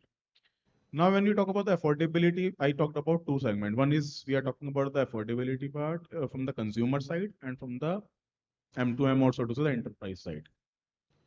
In the affordability of the 5G, my opinion would be that it gradually becomes affordable with the time. That's the one of the part, very basic sense. So where you're talking about economies of scale, From that the by economies of scale. default only Absolutely. इतना बढ़ जाता है कि that Exactly. it obviously gets So accepted. it gets penetrated automatically. Then you don't need to think about. Right. But if you're trying to impose India as a very different country, so to say, from the ARPU point of view also, right? One of the least ARPU and the best data packages in India, means everyone gets surprised and shocked when they hear about, especially from the Western countries. So from the affordability point of view, it's obviously the handsets come in later stage, but the most important topic comes up, what the MNOs, the network operators are looking for, what kind of ROI, or they are okay to wait for a certain year or certain, certain years maybe, yeah. But when we talk about, just the last statement on my side on this one, then the affordability from the commercial segment, I would say that it is not about the affordability, it's the need of the enterprise then. Because if there would be need for the enterprise where they are talking about the 5G cases with the advantages of their low latency, high speed, and data security, and putting into their own home, so to say, in their private, in their own privacy, then they will surely go for it. Then it's not about the affordability. They would say, I need the use case, you come here to the MNO and just deploy it and I pay you the money. But then the use case, what they will be looking for, that will bring the value for that enterprise. And that would bring the ROI to the enterprise and also to the MNO, because they are getting the money from the enterprise segment. So what you're saying is it's not the question of affordability, it's the question of demonstration of the use case and the value for the enterprise. The value addition should be there. If the enterprise would not really ask for any value addition, they would not really go for any use case or private network or anything else. So Adani did, means as a personal opinion, nothing as such, but they are the large conglomerate from India, right? Means, but now so you can imagine after 2 years when they will be ready with their private networks, just imagine that you are in this Adani Jabalpur and then they are sitting in Adani Chennai somewhere, and you are keeping your data in a private mode, and then everything is in your control, so to say, regardless of the dependency of other MNOs. The results they will bring in, predictive maintenance they're talking about. They are talking about the optimization of the services. They are talking about the cost saving stuff. So that use case or the end results will come into the play. And that's how in the private networks and the ROI for the MNOs will come into the future. Well, they have been facing some headwinds of late, but hopefully this will all come through. And I'm not, particularly focusing on them. I'm saying we have to see the crystal gaze at the end of 2 years. So hopefully, yes. Thank you for bringing that, Sachin. Pratyush, if I may, move to you. And this is a question that we've used in the earlier panel also, but I think it's important that you also opine on this. Deployment of 5G is not only about high-end. It is also about serving the underserved. And, rural areas, we have a lot of mountains, right? And it is a line of sight issue. Open waters, we have, I don't know how many 1,000 kilometers of coastline, and the territorial boundaries extend within the waters as well. So how do you see, this from a 5G perspective? I'll slightly go back. We are talking about 5G, but I'll slightly go back when we actually understood the requirement of connectivity. So during COVID days, before COVID days, you used to work from office. Everybody used to go to school, colleges, internet connectivity is there. But during COVID, when there was a complete lockdown, you have to work from home. So you have to work from home, learn from school, learn from home. So there, everybody understood the requirement of the connectivity, a stable broadband connectivity. Thank you for bringing that back. I remember everyone making a beeline saying the amount of network balancing that they have had to do, because the load used to be, and time difference also, right? I know even in power sector, that's been a challenge because the loads have shifted. It's no longer to the industrial parks, it's to the homes. But anyway, sorry for interjecting. I couldn't help resist adding. Basically, that was a time everybody thought that it's not like connectivity is only in the offices. We need the connectivity everywhere. So when we talk about connectivity, of course, like in areas where we have stable connectivity, everybody was enjoying. Like they have computers, tablet, everything was stable internet connectivity. But the problem was in the low, I'll say, which who were unfortunate enough, which in rural areas where there was a digital divide, and they were unconnected because of various reasons. And one of the reasons is justified. Like operators are basically focusing on the areas where it is densely populated or where paying customers. It's justifiable because of the business. They're not going to the rural areas. They're not going to places where there is no revenue. Yes, of course, there are different initiatives by the government, like obligations like USO and different like incentives coming from the government. But beyond the investment, whatever everybody is doing, we have to find the ways where to invest right. Okay, so then I'll focus on the connectivity. So one is, of course, fiber. We have been talking about fiber years, and fiber is the traditionally it has been the number one for the connectivity because it has very high capacity, reliability, and everything. But the problem when we're talking about 5G is time to market, and of course the cost. Unfortunately, like you mentioned about the mountainous regions, like open waters, laying a fiber is almost next to impossible. Not only that, even in densely populated areas, if you have to lay the fiber, it's almost impossible. To take the permissions, to dig the fiber, to deploy the fiber and activate it, overall, the time it takes, the cost it is, we have to look for another option. So we have another option with the satellite. It's good. We can be connected. It's slightly easily deployable. Probably slightly affordable. It depends. But the capacity is almost negligible. So, and of course, reliability is the issue.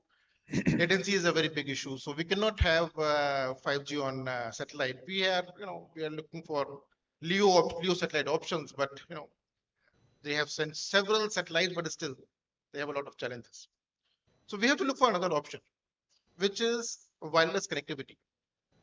So what we are doing is we are providing wireless connectivity over microwave license band frequencies and millimeter wave frequencies, which helps to provide connectivity of any places, like it's mountains, it's forest, it's rural area, it's everything. So what we are doing, we are offering basically innovative ways, even in license band frequencies, to provide capacity of even 4 Gbps in a single box. Okay.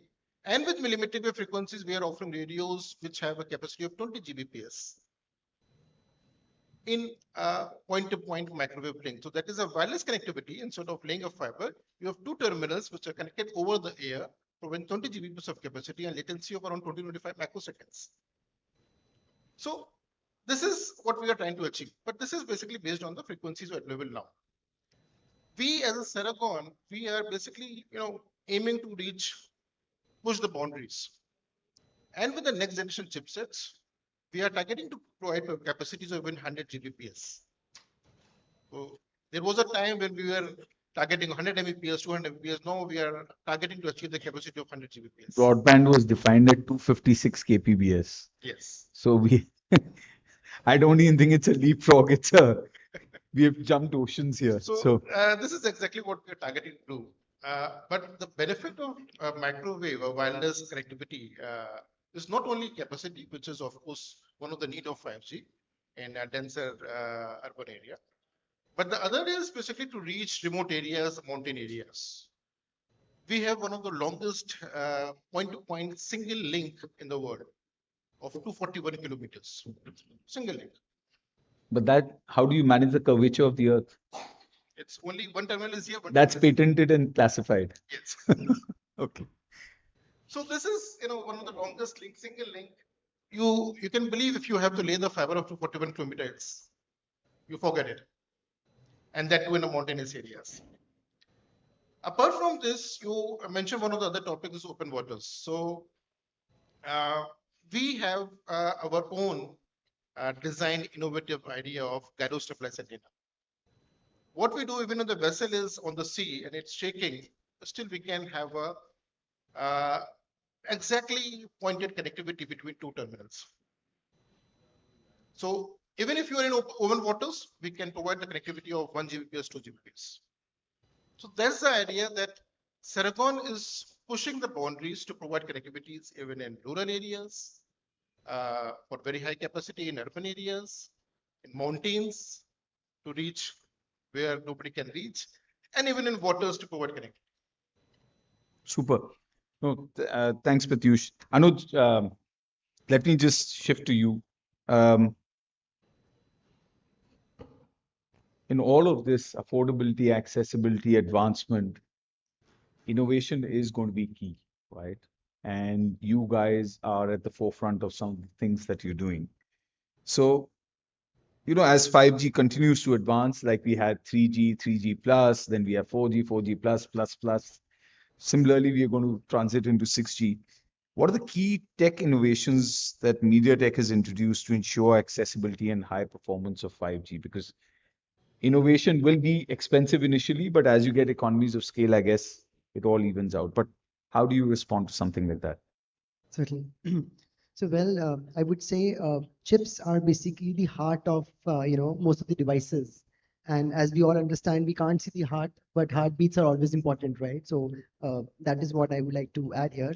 And end of the day, accessibility, yes, in terms of various aspects, our co-panelists they covered about a lot of use cases. Of course, the telco, the networks, certainly have to available last mile, and very interesting to know the water stories, from the co-panelists, right? I mean, we really wonder, how we get such kind of a great connectivity across, yeah.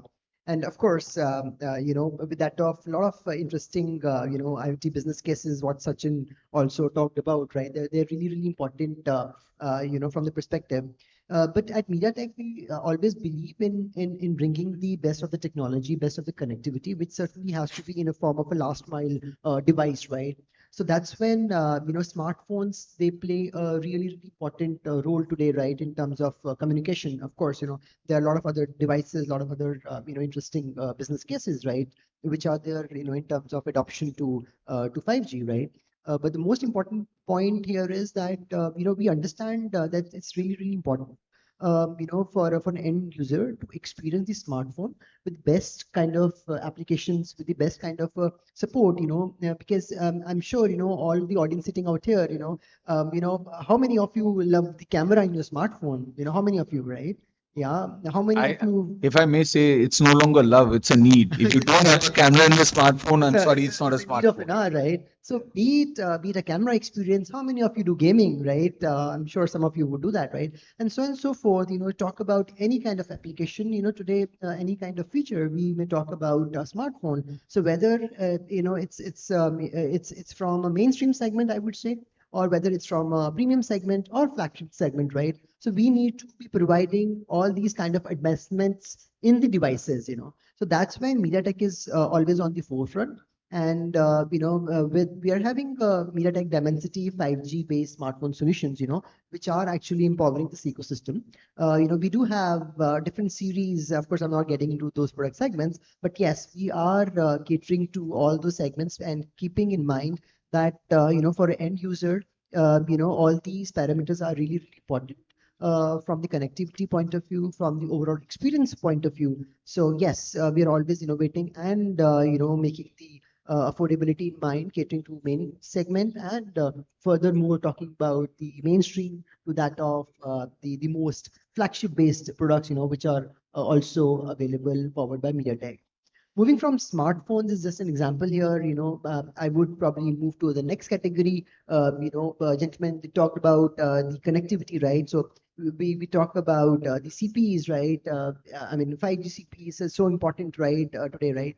So, catering to that particular requirement also, again, we always need a last mile solution, right? We always need a end product, right? So yes, so at MediaTek, we are, working tirelessly to come out with the best R&D and keeping in mind the affordability here as well. Of course, catering to the different demands, howsoever is the need maybe. So yes, so move on from, smartphones to CPE routers. And of course, we foresee futuristic approach, in terms of a lot of interesting applications, right?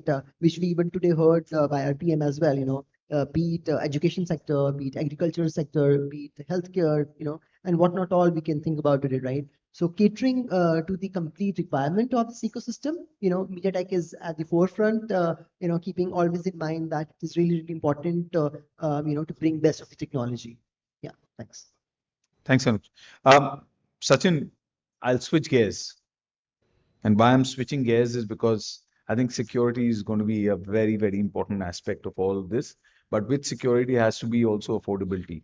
You can't, swat a fly with a tank kind of a thing. It's no longer swatting a fly. It's obviously a much larger problem. But I understand embedded SIMs or eSIMs are fast becoming the choice of mobile phone device manufacturers. Given data security is paramount in the 5G era, my question is, do you see eSIMs addressing some part of the data security challenge while ensuring affordable devices? So security. And sorry if I may just add, GND is one of the oldest and the largest provider of solutions around eSIMs globally. So Exactly. Yeah. Any one of you aware who invented the SIM card? Anyone? Till you announce a price, no one is going to answer. The first phone when I used is more than 23, 24 years ago. Or somewhere in not 23, even more, 98, 99. So more than 25 years. We had this Motorola big phones, and then the Nokia came in 3310 model, 3315, which became more prominent, and incoming got free from 20 rupees to 2 rupees 40 paisa, and then when we buy, even people were not even aware, and everyone thought that the SIM cards are also from Nokia, or at least when they were Ascotel and these companies were there. But just to let you know that we come from the company named as Gisek and Davriant, and they are the inventor of the SIM cards. And you can imagine how the concept of a standard product, which has been standardized since last more than 32 years now. Not a single product so far, at least, has been so standardized. Everything will be changing as per the time, but this has been one of the product. The size has been decreasing, otherwise the chipset, the working, the encryption, decryption, everything has been staying same. And then it has been evolving, and now as Shobhit raised a question for the security and the eSIM concept. So with the iPhone, at least some of you might have heard about or understood about the eSIM concept, right? Means that has been pushed by the Apple as a first one, and in the last year in 2022, even they pushed only eSIM iPhones in Americas. And I can tell you the highest penetration of iPhones for sure means it's being demanded in the US. Now, with the concept of the eSIM in terms of the security, either the private networks, or we talk about consumer segments, or the M2M segments. The physical SIMs consume a lot of space and don't give that kind of flexibility what eSIM gives in. And one of the biggest advantage, the concept is about the security. They come embedded, they are tamper-proof, and they are easily to configure with the profiles of the operator you like. Today you are using a subscription of say X, say Airtel or Jio or Vodafone. You can switch immediately, say 1 day, 1 hour to the other operator. Now with the concept of the security part, if you gradually see, a lot of companies now, I'm sure here also a lot of companies are talking about the ESG measures. The government is also talking about ESG measures. IoT comes with a lot of advantages and also come with a lot of disadvantages, and everything has pros and cons. Similarly, now SIM card, which you are using, it comes with a lot of plastic. From the climate, from the ESG point of view, everyone looking at the sustainability. eSIM brings in the concept from the sustainability, interoperability, and security point of view. I give you the idea, and maybe our co-panelists here can also contribute, and our audience also. If you look at the perspective of the security, say an example, private network we just recently talked about. Can you imagine that you are setting up a private network and you go into that private network? Can you latch there? Is it possible? For sure, no. So how do you manage all these things? In the private network, it's much easier that if you have the kind of the eSIM management solutions, you go over there, you scan a QR code, you get latched into the network, and then it gives you the secured connectivity. It gives you a clear identity. And now we come to the M2M segment with the eSIM, for example. When you talk of Shobhit about security, the eSIM gives you the identity. Like your handset gives you IMI number, the eSIM also gives you the identity, and it's much easier, if, especially in the cases like private network or the enterprise M2M cases or IoT use cases, where you can decide even whether this device is going to latch into my network or not, is it secure or not. And that security comes in with these kind of solutions when we talk about. And this is how the evolvement of the SIM card is taking place. And now we are already talking about 6G. I can tell you 6G will be talking more about iSIM. General Coacher can comment more on it, but 6G will be coming more on the iSIM gradually, because then everything is inserted into the chipset even. So the security concept is the most basic and unavoidable need of any of the new solution or any of the new hardware, because with the data increasing day by day, the more vulnerabilities are there. Everywhere, means it's not about the MNOs we are talking about. We are talking about each and every industry today. That is the reason. And that's where the connectivity, as we are talking about, the eSIM gives you that kind of scalability also. For example, you are sitting here, you are in the private network, you expand this, remove the wall, and then you are scaling at the horizontal level. You are expanding, but how are you integrating and how are you also climbing the ladder with the vertical integration of the SIM cards when it is increasing? It's not possible if you don't have that kind of solutions at place, that kind of security at place. And that's where we, talk about the security. Now, the last statement here on this one. In general, if you think about, is there any difference in terms of the security of the physical SIM card and the eSIM card? The answer is no.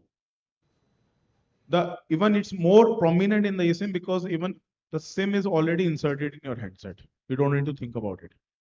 Physical SIM still can be taken out, can be used in other phones by the unknown users, but embedded SIM is your identity, like your handset. So that SIM, that AID becomes your identity, and that's how it makes more secure for the future, more sustainable growth of the earth, so to say, when you are avoiding the plastic. But I can tell you as a last closing statement on this one. eSIM penetration will take time. When you talk about the affordability part, Shobhit, the last one, the eSIM phones in India are still costlier. Our other OEMs, the last panelist, for example, they were talking about. The affordability we are talking about in India is not from the middle class or upper middle class. The penetration of the phones is in the rural tier 3 cities coming up. And where the smartphones penetration coming up. But if you're talking about the eSIMs, then it becomes a bit of unaffordable because that kind of costings level are high because you need to bring some components put into the phone and that increase the costing part. But gradually we see the future in the consumer segment when we call as to say the phone segment, it will come for sure. It might take 2-3 years, but eSIM will be the real future when the MNOs will be flourishing with the kind of the requirements of these in from the OEMs. So that's how we see the future, already. Sure, Sachin, thanks for bringing that out. You touched upon ESG, right, and sustainability. So I'll not quiz you further. I'll go to Pratyush there. Pratyush, sustainability of wireless solutions. How can we blend that with affordability?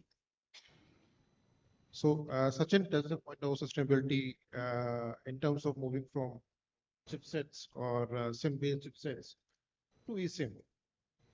Since we have devices that are placed on the network to provide connectivity, so it's very important for us to focus on sustainability.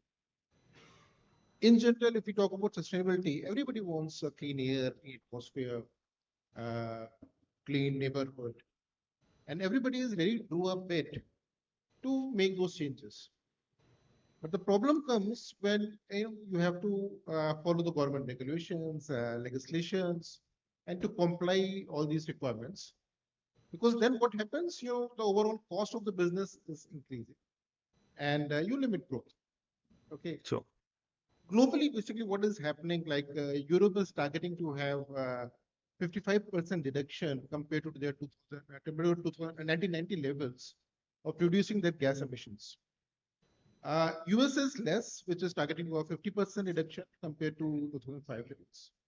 Well, Bharat is focusing on around 45% reduction compared to 2005 levels by 2030. Okay, so the TSPs, CSPs, ISPs, and private networks are bound to start working on it. Okay, and they have started facing the challenge. So I'll focus on the key considerations that we are doing to provide this ecological planet, okay, which is ready for tomorrow. So I'll put few considerations that we are focusing on. So one is low power consumption. There was a time when the automotive industry moved from gas guzzling muscle cars to fuel efficient vehicles. So this is exactly what we're doing. We are focusing on very, very low power consumption units. Okay, because it helps to reduce the carbon footprint and to conserve it. Second is basically size. we have to make devices as small as possible. Because if you have a smaller size, you'll use less raw materials. So you have less production cost. Like we are moving towards eSIM or you are moving towards removing it, but we cannot remove the boxes. So we are trying to make it as small as possible. So less raw material, less production cost. And not only this, basically we need less packing material, less space on cargo, trucks, ships. So you save energy during transit. I'm loving this part because it's not only about the devices and sustainability, it's also about supply chain management. So Exactly. that's two parts in one. You will get two prizes for this, Pratyush. Thank you. And not only this, basically, when you have a small size, in general, the concept is if you're a small size, the power consumption is low. And even on the telecommunication tower, when we talk about telecommunication towers or Indus or maybe any towers, you need small compact devices because in some way, like in India, we're not paying a lot in terms of fixed prices for putting one box or whatever. But if you go to, let's say, US or maybe Western countries, you pay depending on the number of boxes what you're putting on the tower. So then if it is compact device, you pay less. So you reduce your operational cost. And of course, we are saving energy. And it also aids affordability then. Obviously. So we spoke about low power consumption, we spoke about size. Now let's talk about the unique features that we bring in. We Ceragon are offering features like advanced phase diversity, okay, which actually reduces the equipment by 25%. So if you have, let's say, 4 equipments on the tower, we reduce by 1/3. So you have the 75% of the equipment on the tower. So less shipping cost, of course, as you mentioned, less raw material, less devices, and obviously less power consumption because we have less 25% less equipment on the tower. So this is one of the unique features that we are bringing. Not only this, basically, we are slightly moving towards next steps. Okay, this is basically the basic stuff that we have been doing. So next step is basically, if you remember the days when we were young and we used to go off from the room and the light is on. Believe me, no one in this entire room thinks that they're getting older. Everyone feels we are getting younger. No, So don't say that when we were young, we are still young. I'm talking about the days when we were in the school and we don't care about switching on the off the light. And then in those days, what used to happen, the dad used to come or mother used to come to switch off the light because it's not used. Because we want to save energy even in those days. So this is one of the few things what we are trying to do. So we have our intelligent unified system, management system, which understands that if there is no traffic, you just switch off the Power cable. down. Switch off the cable. Okay, like in night hours, like during the office areas. Because in office areas, normally the consumption is more in the daytime. So the night hours just reduce it by half automatically without any manual intervention. And then you reduce basically 50% power consumption. So that's a big saving that we're doing. Okay. So this is one of the unique feature what we're doing. But we are going to the next step now. And what we are doing is basically, normally to power up a network element, there is a huge energy, there's huge heat that is radiated from the box. And it is so much that the casing of the box is designed in such a way to radiate the heat outside from the box so that the sensitive components are not burned out. So what we're doing is, what if we want to capture this heat and switch and power it, use it back to a usable power. So we don't want to radiate the heat outside. We want to capture it and use it as a usable power. So these are the few innovative ideas or few innovative techniques that we are aiming to provide sustainability. And it will help to have a network, future network which is green, in terms of let's say less carbon footprint, more energy efficient, and of course green credit. Super.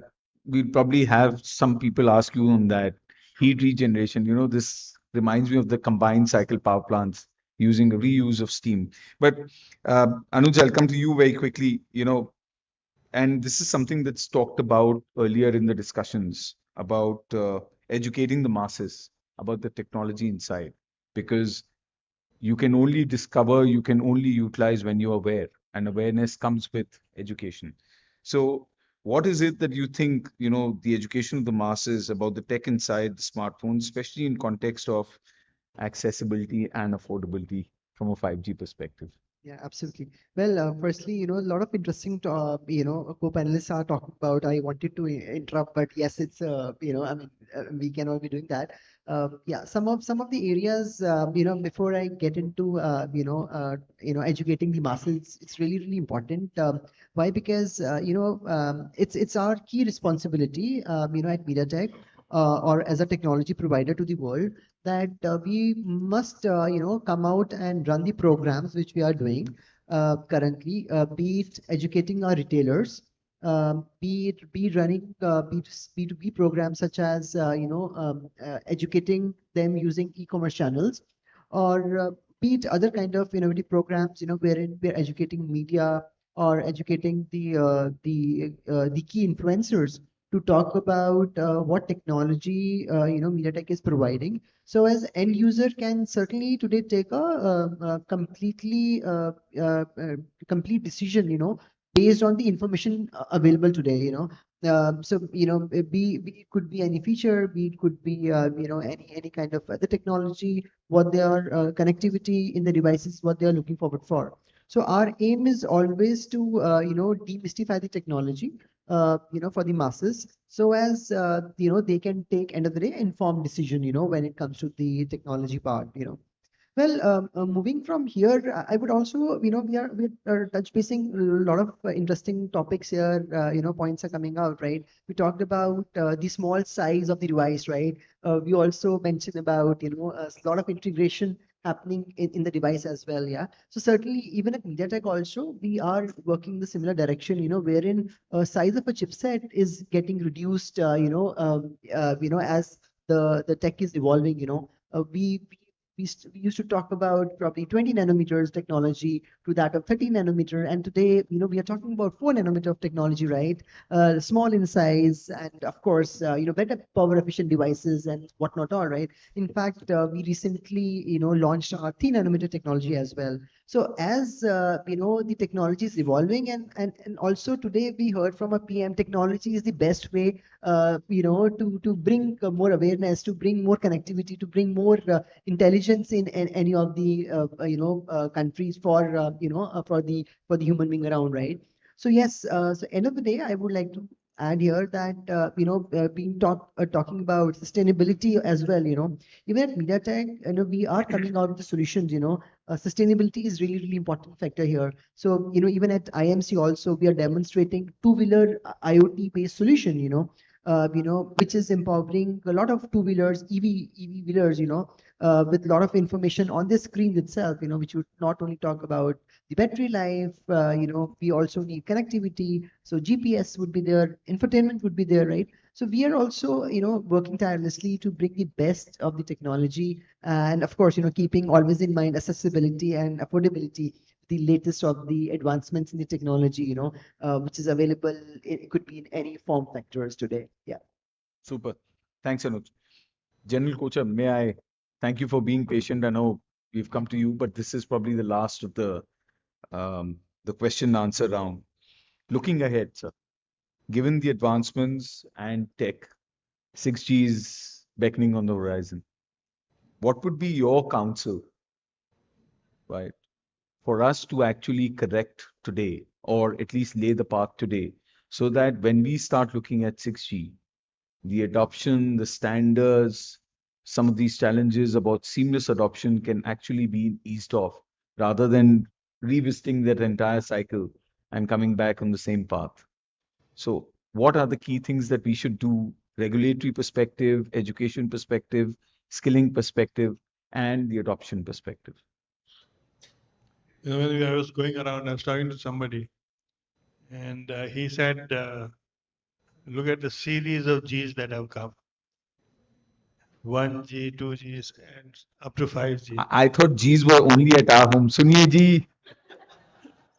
अब वो खत्म हो गया So he brought a very interesting analysis. He says all the odd Gs didn't last long. The even Gs lasted. 1G to 2G, 1G didn't last. 2G lasted. 3G came in, didn't last. 4G came in. 5G has come in. I hope that prophecy. Yeah. I'll use that line, sir. Okay, the reason for that is not far to see. Whenever we've gone into a new technology with a new G, we've had bedding problems, settling in problems. And by the time we settle in with that technology, a newer version comes up. Newer version, not new technology. Not the new technology, right? So this is what is happening with 5G also. When we went into 5G with a lot of aspirations, it is because we were getting into newer technology, not an upgrade of 4G. But when we go into 6G, we'll be going into an upgrade of 5G. So technology-wise, we would have resolved most of the issues that are there. Rollout-wise, we would be ready.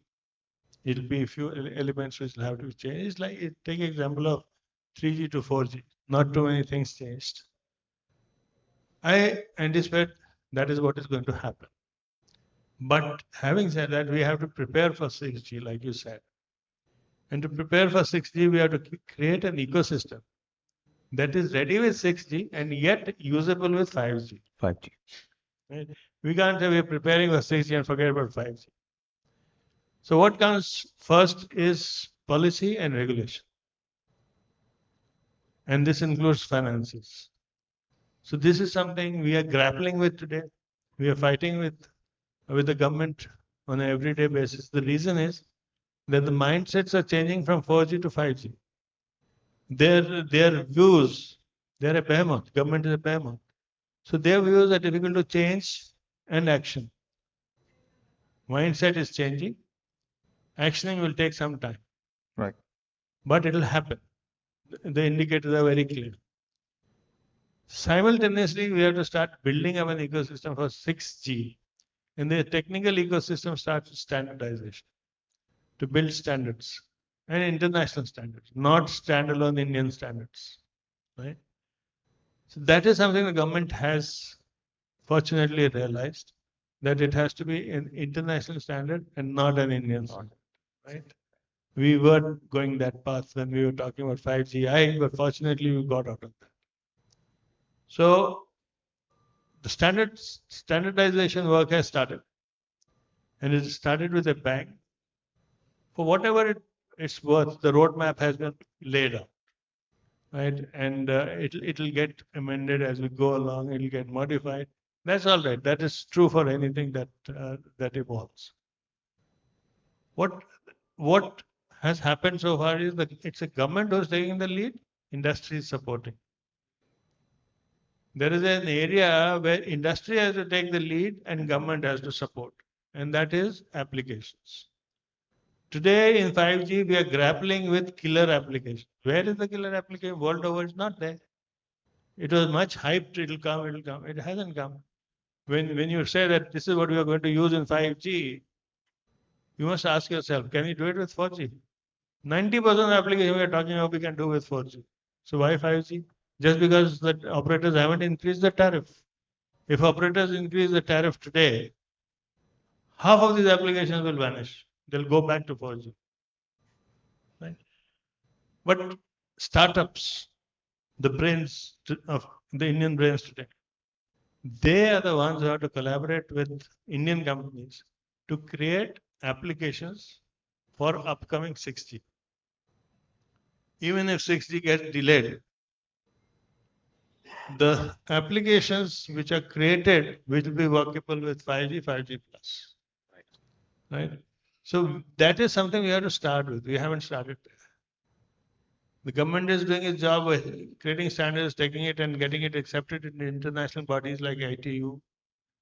But the industry has to build up creation of application, whatever it takes, whether it takes R&D, it takes field visits, whatever it takes, I don't know. That is something which we have to create. And by just setting up few labs in colleges, etc., we are not going to create applications. Application will get created when there is a use, where there is a deficit in a daily life which has to be met and which can't be met with the lower generation. So we have to start thinking of that. But the technologists would have us believe that whatever we are saying in technology, that human body will become a sensor, that itself is an application. That's not an application. Where will it be utilized? Is something that the practical people on the ground have to think. And that is where then the technology teams have to sit down and say, this is the application. And that is where I'm saying the platforms and applications are going to be two separate SBUs. It cannot be one. It cannot be one. And we have to embark on that path. India has done well standards. It is doing well in policies and regulation. The finance policies also, the government has realized to move it in that direction will take time. It will move. But what has not been done is deriving applications. That is something which, like what he said about using heat for a different purpose as an application. Where it will get utilized in 60, please go and see what are the features of 60. Become a techno management manager rather than becoming a technical person. You will find an application. But if you go as a technical person, you will think of what 6G can offer, and you will only think of those things. But if you become a manager and know the technology, then you can think of applications. So this is the way I think we are now headed. And if India has to become the leader in 6G, like the Honorable Prime Minister said, you have to utilize the youngsters sitting here and ask them to go and see where can we use this on ground. We're talking about IoT and 5G is going to get integrated. Then only things will work. How do we take it to the next step? And what are the applications? Is gaming the only application for what we are working? I mean, a lot of people say gaming. Okay, but that's not the answer. Answer is much beyond that, right? And we must realize that 5G onwards, it is not the human ecosystem we are looking at. It is a human machine ecosystem we are looking at. And that is a big challenge and a big opportunity. Thank you, sir. You know, when you said the ingenuity part, I just we also think we are wired in a different way. You know, I'm sure everyone has seen Jugaad, right? India is a conglomeration of Jugaad. Why don't we do Jugaad in this as well? I think we need to put our minds to that. So, thank you, sir. We are out of time, well out of time, but if there's any burning one or two questions from the audience, happy to put that up. I know you must be tired for the full day now. I'm sure whoever was there right from the morning is probably here from 7:38 onwards, but any question? Please.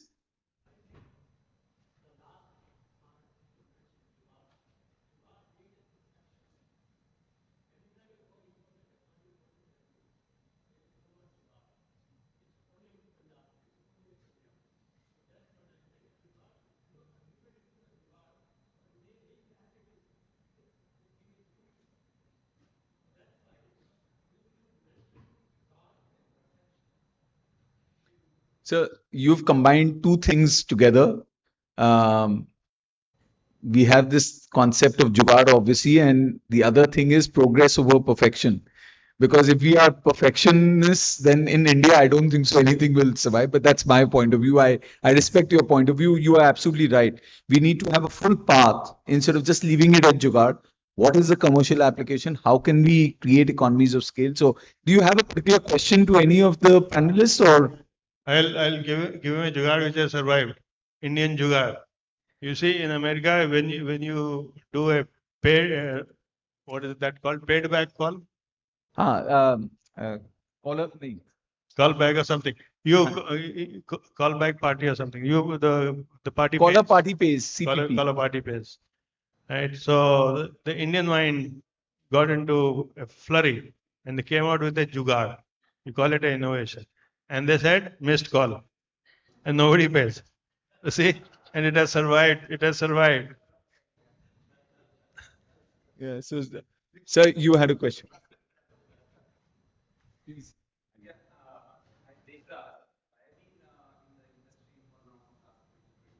but last 50 years I've been teaching.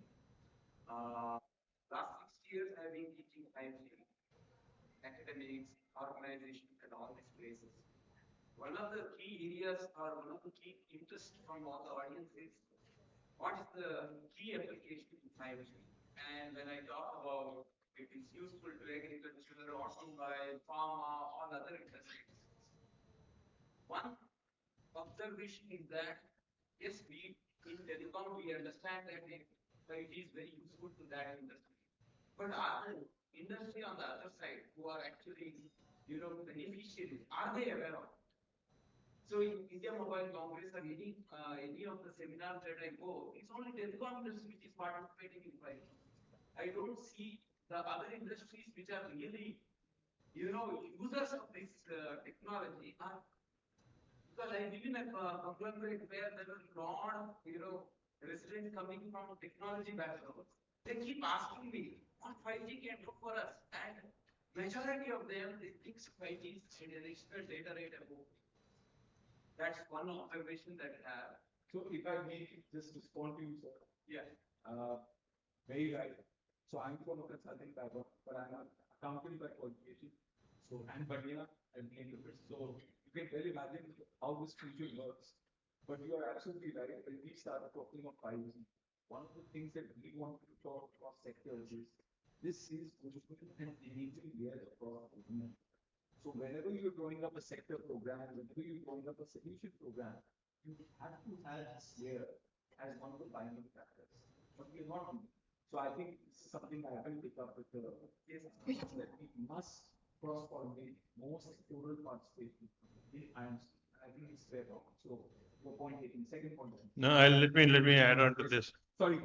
This has been recognized by the government, and in every line ministry, a cell has been created to see how 5G can integrate with that line ministry. Okay, now if the line ministry learns, it will get propagated downwards. This is as far as what the government has done. For IMC itself, the minister's directive last year was get in other industries who can use 5G, like automobile. And he was quite perturbed today when he said, where are the automobile people? They're not here. So it's an evolution. If you see this journey of IMC, from where it was and to where it has come today, today's hallmark of today's IMC is not the pomp and show. It is the Indian ecosystem which is manning the stalls. If you had come for the last IMC, it was the MNCs who were visible. Today, there are hardly any MNCs. So we are evolving. Next year, you will see more industries coming. And then when they sit with the technical guys from telecom, they will realize what technology can do for them. So this is something which has been realized both by industry and by the government. But things take time to move, and this event is once a year. So change you will see, but change you will see after 1 year. Yes, sir. You are saying. Secondly, is I think that more than 40, 50 universities in the last 5 years about 5G. Even the faculty group, they are also not very clear about what 5G can do in practice. And when we go, as from industry, we talk about it for a day. They are excited about 5G can do this, and then they take it back to class, right? So the out of probably 300 days of intervention, we go and talk about it one day and come back. I'm not sure whether the faculties are again taking it back to class on all the days, because we have to keep talking about it. Because one of the things that I see is that ideas are not for number. Anybody can come out with ideas. If even the students can come out with new ideas if they are aware what 5G can do. So for all of them, I see is this awareness problem where they still think 5G is data rate versus 1% or 2% will talk about details, not more than that. Still, that entire audience talks about data rate. So where we as industry, where we talk about so many things, we have all the MMTC, URLNC, we have so many applications to talk about, but the majority of the audience who could be contributing to it, they are not aware of it. No, sir, I agree with your point. And like Jim just said, this is a journey. But what I'm seeing as a positive sign is that every year we are spending, we are doing 2x of what we did last year, right? So the awareness level are increasing. If you, I don't know whether you were part of the first keynote speaker, we had said from Ericsson, he said the kind of transition that India is making is so accelerated, it's unlimited.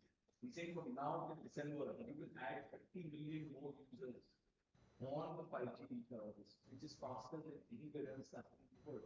So adoption rates are coming up. I guess this evolution of realization, awareness will increase. So your point is very well taken. I think we need to do more. But yes, it is coming up. Yes, sir. Please identify yourself also. I didn't ask sir, but please if you can. I'm Brigadier Sanjay Rao, sir. Better, not have a better panel, wonderful session, the topic which is there. So two questions which I have in mind.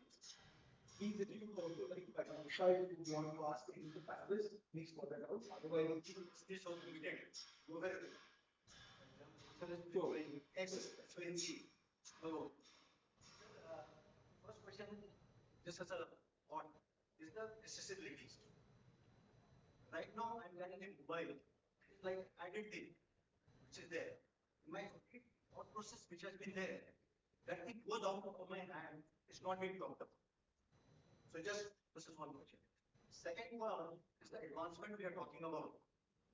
Because we are going in the higher frequency spectrum, higher and higher, because we're reaching now 41 gigahertz and everything. Relating it. And now, going back, we say you do yoga, you say, oh, it calms you down. But when we're going up the frequency, is it going to impact my body? That is again question related to advancement and this. So these are the two questions. What is the first question not understood? The first question is, can I do away with the added mobile which I'm carrying? This size is decreasing, yes. So my co-panelists have already told you that finally you will do away, and it has been demonstrated by Google, by Pichai, that you will not require a device which is a camera. G's will keep coming and going. You know, you can't say that G's. Okay. Okay. Okay. And the second, no, he's a military mind. No, he wants it to be pinpointed. So, okay. And I hope you're not hitting back at me, Raval. No. Okay. The second point, on a serious note, is a fallacy. These frequencies which we use are non-ionizing frequencies. You're a very proficient technical person. You know for sure that non-ionizing frequencies cannot harm the body. Otherwise, the sparrows who are nesting on the antennas would have died long back. They haven't. Crows, sparrows, pigeons, they all nest on the antennas. That's the preferred spot. Right? When nothing happens to them. So all this rigmarole of going out and saying that EMF will kill you, you will get cancer, all those things are vested interests, either for publicity or for business. And once the fear gets generated in our mind, then we will say कि हम क्यों chance लें? Let's go back. But जो कह रहे हैं उनसे पूछिए कि are you satisfied with low coverage? They say no, we want the best of coverage. Then why aren't you permitting us to put up a tower? Or somebody said that इससे cancer हो जाता है. Minister ने तो बोला है ना. The minister made a statement that this has been proven scientifically that nothing happens. Then why are we worried about that? You use microwave ovens at your home. That generates much more power. What happens? Has anything happened? There was so much of hangama earlier. Microwave, don't use microwave, it will cause cancer, you'll get killed. What has happened? So these are evolving things. People will play on a psyche. They will say that this will create a problem. आपको बोलते हैं कि आप जेब में mobile phone नहीं रखिए. Has anybody proven that? Right?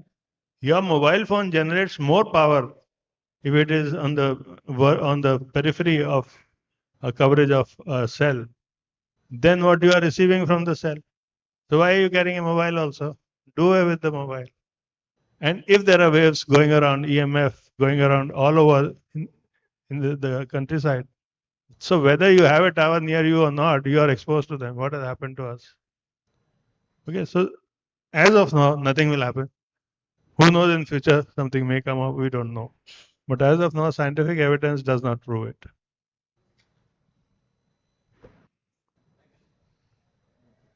So, with your permission and with the panel's permission, let's call it a close. Deep sense of gratitude. Thank you so much, Kochar, Pratyush, Sachin, Anuj, for spending the time. I know all of you are extremely busy in your own spheres, but for you to come out and spend the time for the audience, it's very important. Thank you so much. And can I just